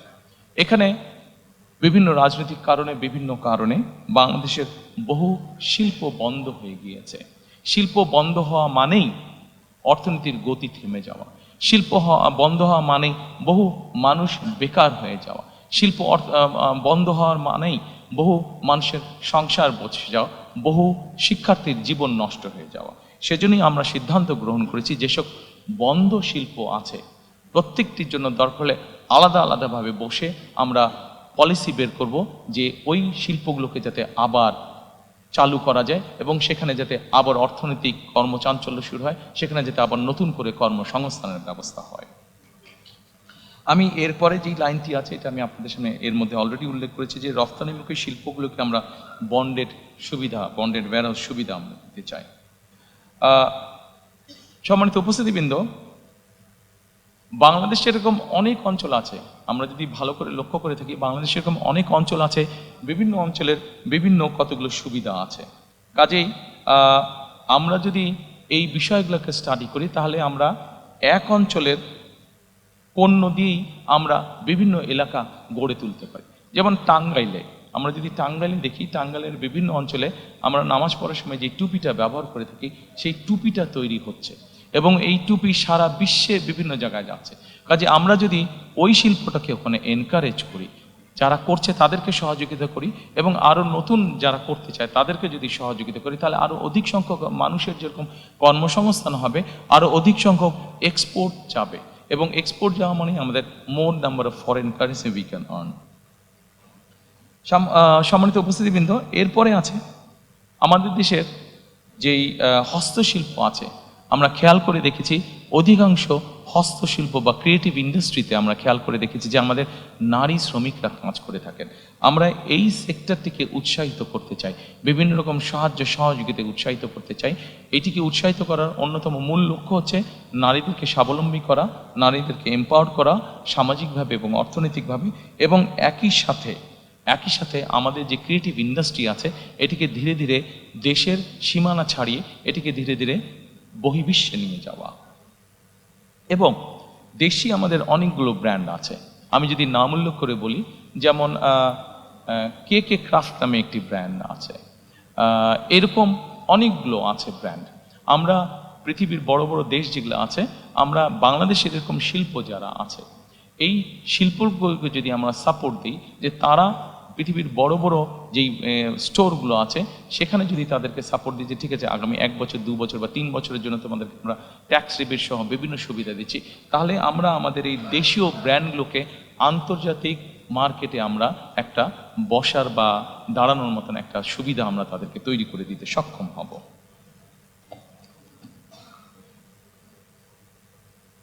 সম্মানিত উপস্থিতিবৃন্দ, এরপরে আপনাদেরকে আমি অনুরোধ করব সেবা খাতের প্রতি দৃষ্টি দেওয়ার জন্য। সেবা খাতের জন্য দৃষ্টি দেওয়া। সেবা খাতটাকে এখানেও আমরা অনেক কর্মসংস্থান তৈরি করার পরিকল্পনা গ্রহণ করছি। ব্যাংকিং আছে, আইটি আছে, পর্যটন আছে। এইগুলোকে যদি আমরা ঠিকভাবে সামনের দিকে গড়ে তুলতে সক্ষম হই, তাহলে ব্যাংকিং খাতে আমরা প্রচুর, ব্যাংকিংটা সার্ভিস সেক্টর, এখানে আমরা দিতে পারবো। আইটিতে আমরা প্রচুর পরিমাণে জব তৈরি করতে পারবো। পর্যটনে আমরা প্রচুর পরিমাণে, বাংলাদেশের বিভিন্ন জায়গায় বিভিন্ন ছোট অনেকগুলো আছে, এটাকে সার্ভিস ইন্ডাস্ট্রিগুলোকে আমরা যদি ঠিকভাবে তৈরি করতে পারি, এখানে আমরা অনেক কর্মসংস্থানের সুযোগ তৈরি করতে পারবো। একই সাথে আমরা সেবা খাতকে যদি প্রযুক্তি নির্ভর এবং রফতানিমুখী করার মাধ্যমে আমরা কর্মসংস্থানের ব্যবস্থা আমরা করতে পারবো। ঠিক একইভাবে আমরা আন্তর্জাতিক সার্টিফিকেশন এবং ব্র্যান্ডিং যেগুলো আছে, যেমন ধরেন ফেসবুক আছে, ইউটিউব আছে, বিভিন্ন আইটি কোম্পানি আছে, এদেরকে যদি আমরা বাংলাদেশে নিয়ে আসতে পারি, তাহলে আমাদের ইয়াং জেনারেশন যারা এই কাজগুলোর সাথে জড়িত তাদের জন্য তখন কাজ করতেও সুবিধা হবে, তাদের ইনকাম যেরকম বাড়বে, আরও অধিক সংখ্যক মানুষের কাজ করার অপরচুনিটি তখন তৈরি হবে। এরপরে আমি আপনাদেরকে অনুরোধ করব বিদ্যুৎ, জ্বালানি ও পরিবহন খাতটিকে দেখার জন্য।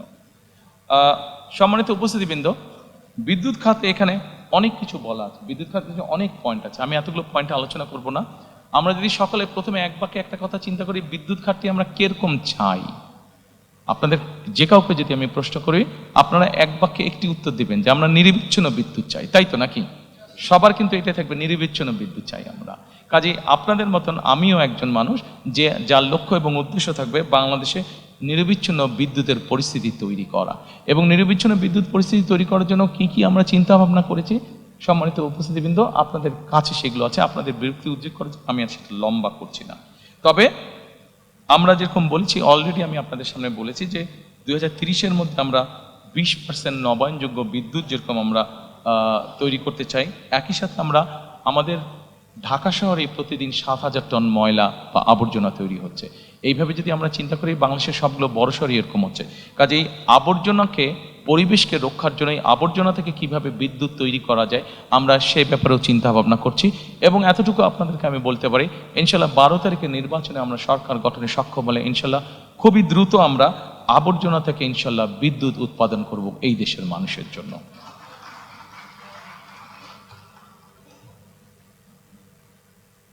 সম্মানিত উপস্থিতিবৃন্দ, এরপরে আছে যোগাযোগ ও পরিবহন খাত।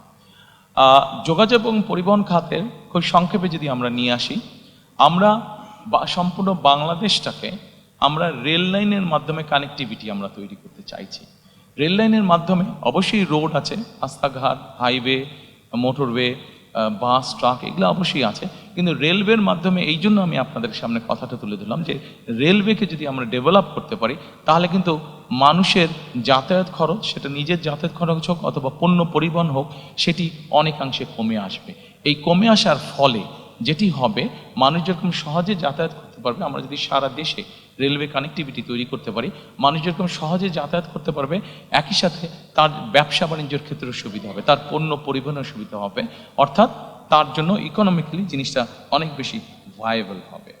আমাদের দেশের নৌ পরিবহন বা জলপথ যেটা আছে, আনফর্চুনেটলি অনেক খাল বিল বন্ধ হয়ে গেছে। এই ব্যাপারে আপনাদেরকে এর মধ্যে আমি বলেছি আমাদের 20,000 কিলোমিটার খাল খননের পরিকল্পনা রয়েছে। এই খাল খননের মাধ্যমে একই সাথে বিভিন্ন নদীগুলোকেও যদি আমরা সক্ষম হই ড্রেজিং করা বা খনন করার জন্য, আমরা প্রত্যাশা করি যে আমরা যে নৌপথে চলাচলের ব্যবস্থাটাকে আমরা অনেক ডেভেলপ করতে পারবো। কারণ আমাদের দেশটা এমনি একটু পপুলেশন বেশি, শুধু রোড কমিউনিকেশন দিয়ে আমরা সকলের যাতায়াত ব্যবস্থা নিশ্চিত করতে পারবো না। যে আমাদের যত অল্টারনেটিভ আছে সবগুলো উপায়কে আমাদের দেখতে হবে, সবগুলো উপায়কে আমাদের ব্যবহার করতে হবে।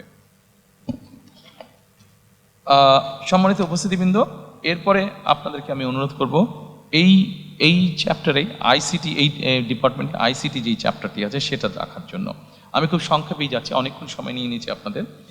আইসিটিতে আমরা আমাদের যে পরিকল্পনা সেটা হচ্ছে সাইবার নিরাপত্তা এবং এআই সহ 5টি খাতে আমরা পরিকল্পনা গ্রহণ করছি 2 লক্ষ, এবং ফ্রিল্যান্সিং ও কন্টেন্ট ক্রিয়েশনে আমরা 8 লক্ষ, অলটুগেদার অ্যাবাউট 10 লক্ষ কর্মসংস্থানের আমরা চিন্তা ভাবনা করছি। আমাদের ইয়াং জেনারেশন, যেমন ধরেন আমাদের ইয়াং জেনারেশন যারা সে কন্টেন্ট ক্রিয়েশনের কাজ করে থাকেন, আপনাদের অনেকেই জানা আছে সাউথ কোরিয়া যে দেশটি, এরা এখানে যারা ইয়াং জেনারেশন আছে এরা কন্টেন্ট ক্রিয়েশনে খুব ভালো করে থাকে, এবং খুব সম্ভবত গত বছর তাদের শুধু কন্টেন্ট ক্রিয়েশন থেকেই তাদের ইনকাম ছিল, দেশের ইনকাম ছিল প্রায় $12 বিলিয়ন। কাজে তারা যদি পারে, আমাদের ইয়াং জেনারেশন না পারার কোনো কারণ নেই। আমাদের কিছু পলিসিগত বিষয় আছে, সেই পলিসিগুলোকে আমাদেরকে সঠিকভাবে গ্রহণ করতে হবে। পলিসিগুলো গ্রহণ করার মাধ্যমে আমরা যদি এই ছেলে মেয়েদেরকে ট্রেনিং দিতে পারি, একটু তাদেরকে বিভিন্নভাবে সহযোগিতা করতে পারি, আমরা দৃঢ়ভাবে বিশ্বাস করি যে এখানে 8 লক্ষ আমরা বলেছি, 8 লক্ষের বেশি আমরা তৈরি করতে পারবো এবং প্রচুর পরিমাণ বৈদেশিক মুদ্রা আমরা এখান থেকে অর্জন করতে সক্ষম হব। আমরা সবার জন্য এখানে বলেছি দ্রুত এবং নির্ভরযোগ্য ইন্টারনেট, বিনামূল্যে উচ্চগতির দ্রুত এবং ইন্টারনেট। বিনামূল্যে কিভাবে আমরা প্রোভাইড করতে চাই, ওটার ভিতরে ছোট্ট যে সিক্রেটটা আছে এটা আমি আপনাদের সামনে তুলে ধরেছি, কাজেই এইটিতে আমি আবার রিপিট করলাম না, সময় নষ্ট হবে। সম্মানিত উপস্থিতিবৃন্দ, আমাদেরকে একটি বিষয়ে খুবই সিরিয়াস হতে হবে। এই বিষয়টিতে আমাদের বহু মানুষ কষ্ট পাচ্ছেন, বিশেষ করে নারী সমাজের সদস্যরা, তাদেরকে বিভিন্নভাবে হেনস্থা করা হচ্ছে। সেটি হচ্ছে জাতীয় সাইবার নিরাপত্তা, সাইবার বুলিং এবং নাগরিক তথ্য, বিশেষ করে সাইবার বুলিং। আমাদের নারী সমাজের সদস্যরা বিভিন্নভাবে সাইবার বুলিংয়ের শিকার তারা হচ্ছে। কাজেই এ ব্যাপারে আমাদেরকে কঠোর পদক্ষেপ গ্রহণ করতে হবে। আইনগুলোকে আমাদের ঠিক করতে হবে এবং শুধু আইন ঠিক না, আইন যাতে সঠিকভাবে কাজ করে সেই পদক্ষেপ আমরা গ্রহণ করব, যাতে বুলিংয়ের শিকার কেউ না হয়। যারা বুলিং করবে তাদেরকে অবশ্যই দেশের আইন অনুযায়ী শাস্তি পেতে হবে, এটি আমাদেরকে যে কোনো মূল্যে নিশ্চিত করব আমরা। এরপরে এখানে একটি উল্লেখ করে নেই আপনাদের সামনে, আপনাদের অনেকেরই জানা আছে, তারপরে আমি উল্লেখ করছি। বাংলাদেশে এই মুহূর্তে যে আইসিটি মিনিস্ট্রি আছে, আপনাদের অনেকেরই জানা আছে, এই আইসিটি মিনিস্ট্রি 2003 সাল পর্যন্ত এটি অন্য সায়েন্স অ্যান্ড টেকনোলজি মিনিস্ট্রির সাথে খুব সম্ভব এটি সম্পর্কিত ছিল। বেগম খালেদা জিয়া সরকারের সময় আইসিটি এখন যে মিনিস্ট্রি আছে এটাকে বের করে নিয়ে এসে আলাদা একটি মিনিস্ট্রি গঠন করা হয়। অর্থাৎ 2004 সালে বিএনপি সরকার এই আইসিটির গুরুত্বটি অনুধাবন করেছিল এবং সেইভাবে সেটিকে গুরুত্ব দিয়ে আলাদা মিনিস্ট্রি গঠন করেছিল।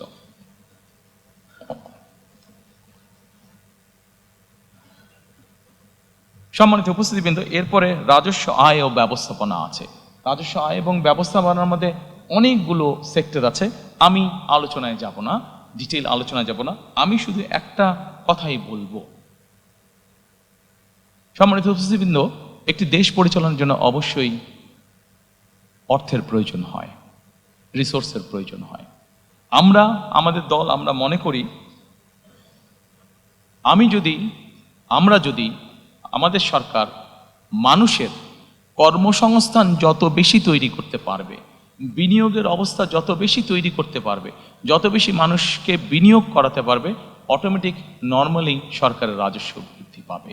আমি সেই জন্যই বরাবর আপনাদের সামনে বলেছি, আমাদের মূল লক্ষ্যই হচ্ছে যত বেশি সংখ্যক কর্মসংস্থান তৈরি করা, যত বেশি সংখ্যক দেশি এবং বিদেশি বিনিয়োগকারী যারা আছেন তাদেরকে উৎসাহিত করা, প্রতিষ্ঠান তৈরি করা, বিনিয়োগ করা, বিনিয়োগের মধ্যে শিল্প এবং শিল্প প্রতিষ্ঠান তৈরি করা, যাতে করে বেশি সংখ্যক মানুষ কর্মসংস্থানের সুযোগ পায়। কারণ বিনিয়োগ করলে নিজে থেকেই রাজস্ব আয় বাড়বে। নাগরিকের আয় বাড়লে আমরা বিশ্বাস করি প্রত্যেকটি নাগরিকের আয় যত বাড়বে রাষ্ট্রের আয়ও তত বাড়বে। সেই জন্য আমরা ওইভাবে ট্যাক্স ইম্পোজ না করে আমরা চাই নাগরিকের আয় বাড়ুক। নাগরিকের আয় বাড়ানোর জন্য যা যা করা প্রয়োজন আমরা সেটি করতে চাই। নাগরিকের আয় বাড়া মানেই সরকারের বা রাষ্ট্রের আয় বাড়া। আমরা জিনিসটাকে এইভাবেই চিন্তা করতে চাই।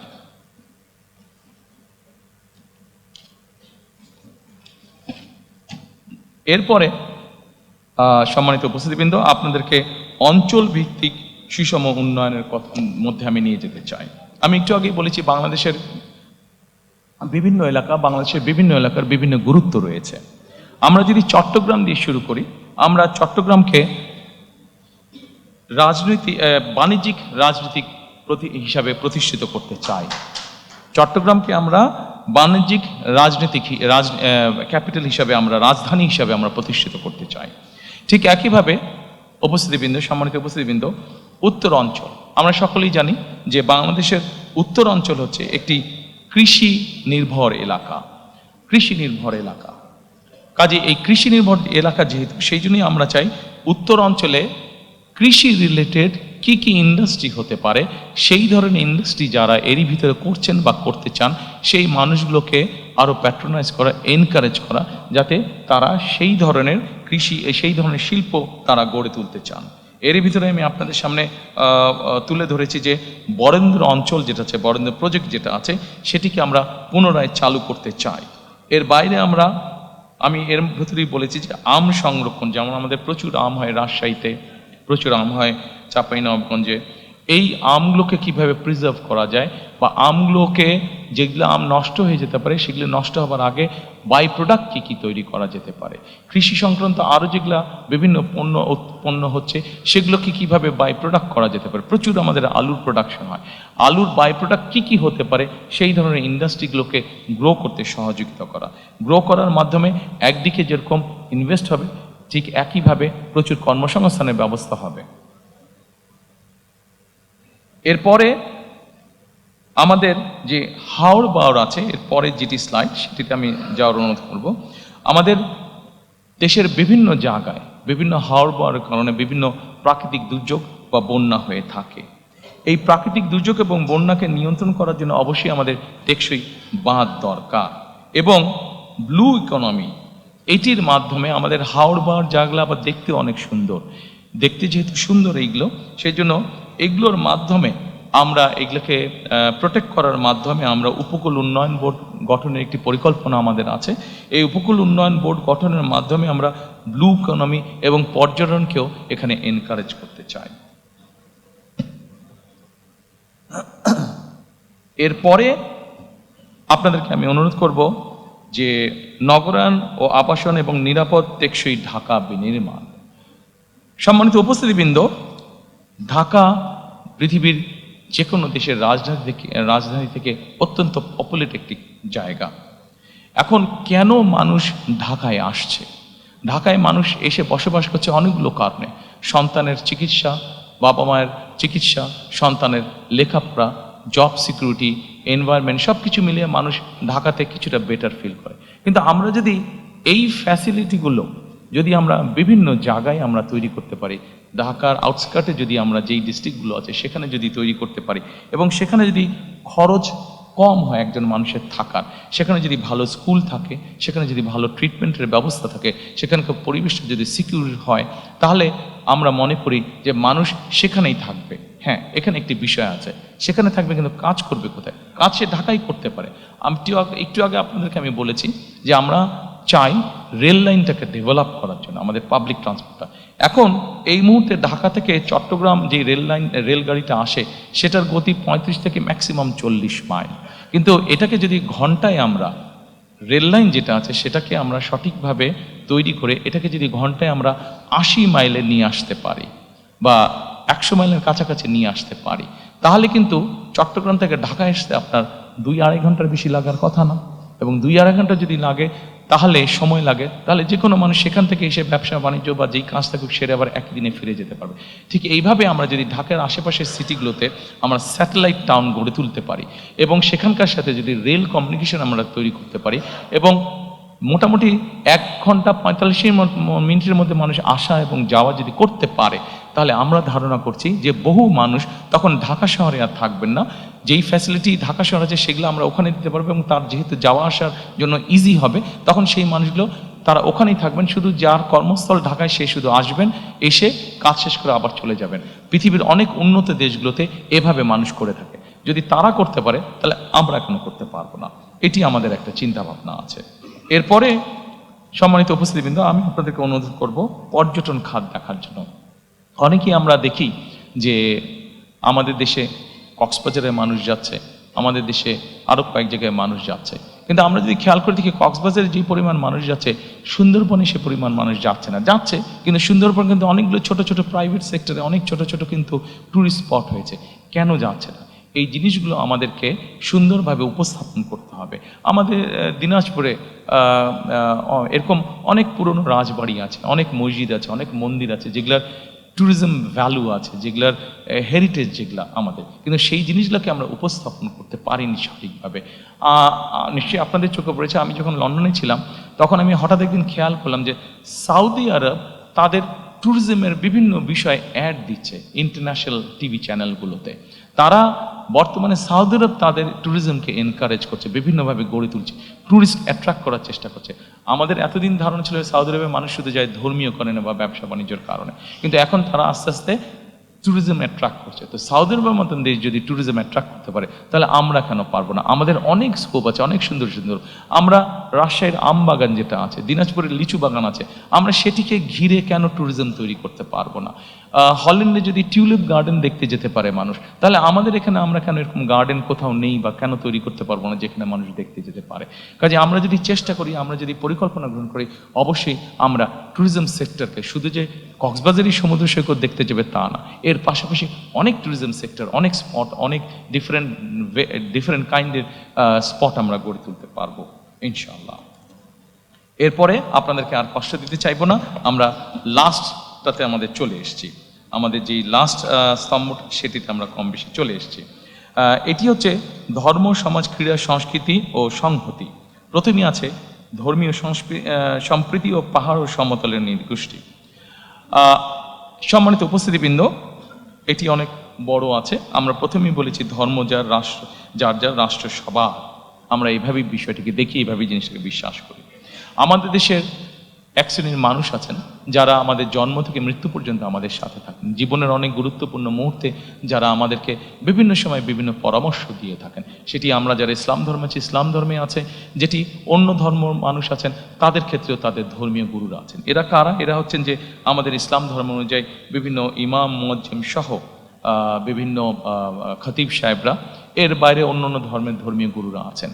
এই মানুষগুলো অধিকাংশ ক্ষেত্রে আমরা দেখেছি বেশ মানবতার জীবনযাপন করেন অনেকাংশে। আমাদের একটি পরিকল্পনা আছে, ইনশাল্লাহ আমরা সরকার গঠনে সক্ষম হলে আমরা ধীরে ধীরে এই মানুষগুলোকে, আমরা ধীরে ধীরে বিভিন্ন মসজিদ, মাদ্রাসার খতিব, ইমাম সাহেব যারা আছেন, মুয়াজ্জিম সাহেব আছেন, অন্য ধর্মীয় গুরু যারা আছেন, তাদেরকে আমরা সরকারের পক্ষ থেকে একটা সম্মাননার ব্যবস্থা করতে চাই। সম্মানিত উপস্থিতিবৃন্দ, যেহেতু বাংলাদেশ মুসলিম প্রধান দেশ, এই দেশের বহু মানুষ প্রতি বছর হজ করতে চান, কিন্তু আমরা প্রত্যেকবার দেখেছি এই হজের যাওয়া আসার খরচ অত্যন্ত বেশি। অনেক মানুষকে এর জন্য অনেক কষ্ট পোহাতে হয়। আমরা এই খরচটাকে কমিয়ে নিয়ে আসার চিন্তা ভাবনা করেছি এবং আমরা মনে করি আমরা যদি এখানে থার্ড এয়ারলাইনকে এন্ট্রি দিতে পারি, তাহলে আমাদের হজ যাত্রীদের খরচ, টিকিটের খরচ অনেকাংশে কমিয়ে আসবে এবং আমাদের পরিকল্পনার মধ্যে এটা রয়েছে কিভাবে আমরা এই হজ যাত্রীদেরকে সুবিধা দিতে পারবো, তাদের খরচটা কমিয়ে আনতে পারবো। এরপরে আমি আপনাদেরকে ক্রীড়া, আমাদের এই চ্যাপ্টারের ক্রীড়া আছে, ক্রীড়াতে আমি আপনাদেরকে অনুরোধ করব। সম্মানিত উপস্থিতিবৃন্দ, এটি এমন একটা সাবজেক্ট, যেই সাবজেক্টটাতে কম বেশি প্রত্যেকটি মানুষের, সে যখন ইয়াং থাকে, শিশু অবস্থায়, সে যখন তরুণ অবস্থায় থাকে, যুব অবস্থায় থাকে, প্রত্যেকটি মানুষেরই কম বেশি আগ্রহ থাকে।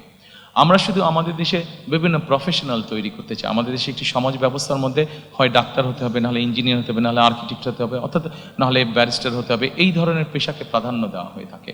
কিন্তু পৃথিবীর অনেক দেশ আছে যেখানে প্রফেশনাল খেলোয়াড় তৈরি হচ্ছে, সেই খেলোয়াড় প্রফেশনালি তৈরি হচ্ছে।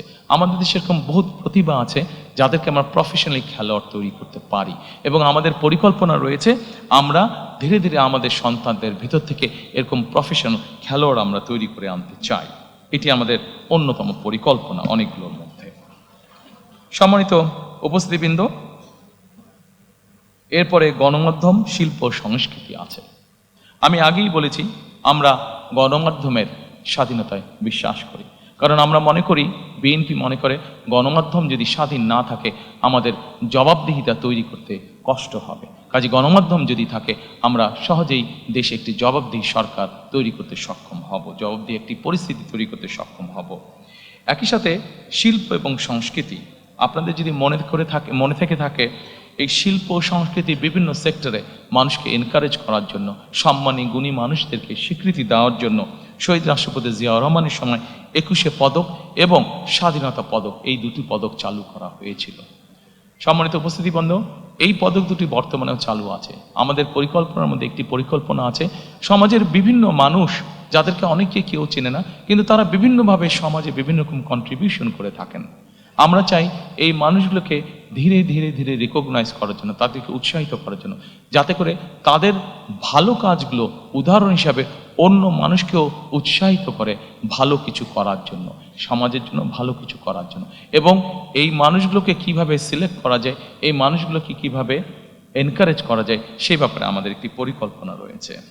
আপনারা নিশ্চয়ই জানেন, খেলার প্রসঙ্গে আরেকটু ফিরে আসবো আমি, নতুন কুড়ি নামে একটি অনুষ্ঠান চালু করেছিলেন শহীদ রাষ্ট্রপতি জিয়াউর রহমান। ইনিশিয়ালি নতুন কুড়ি ছিল শুধু মাত্র কালচারাল সাইডে, আমরা এটিকে আরেকটু এনহান্স এখন করতে চাই। আমরা নতুন কুড়িটি যদিও এর মধ্যে ইন্টারিম সরকার চালু করেছে, বাট এটিকে আমরা সরকার গঠনে ইনশাল্লাহ সক্ষম হলে এটিকে আমরা কন্টিনিউ করব এবং এটির সাথে আমরা কেরাত প্রতিযোগিতাকে অ্যাড করতে চাই এবং নতুন কুড়ি স্পোর্টস আমরা অ্যাড করতে চাই, যাতে করে আমাদের দেশের স্পোর্টসে যারা প্রতিভাবান তাদেরকে আমরা বের করে নিয়ে আসতে সক্ষম হই। সম্মানিত উপস্থিতিবৃন্দ, আপনাদেরকে একটি সুখবর দিতে চাই। আমি ইনশাল্লাহ আগামী 10 মিনিটের মধ্যে আপনাদেরকে এখান থেকে ছুটি দিয়ে দিতে পারবো। আমি আমার অনুষ্ঠানের শেষ পর্যায়ে চলে এসেছি, শুধু আপনাদের কাছ থেকে আর 10 মিনিট আমি চেয়ে নিচ্ছি। Dear diplomatic friends, there's a good news. I'll be finishing soon. আমাদের একটি বিষয় আমরা জোর দিতে চাই, সেটি হচ্ছে নৈতিক শক্তি পুনরুদ্ধার। আমাদের দেশে এখন প্রচুর পরিমাণ বিভিন্ন ধরনের মিডিয়া আছে।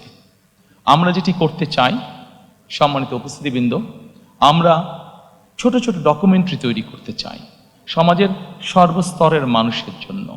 সেটি শিশু হতে পারে, সেটি একজন নারী হতে পারে, একজন মেয়ে হতে পারে, একজন গৃহিণী হতে পারে, একজন চাকরিজীবী হতে পারে, একজন ব্যবসায়ী হতে পারে, যে কোনো শ্রেণী পেশার মানুষের জন্য আমরা ডকুমেন্টারি তৈরি করতে চাই।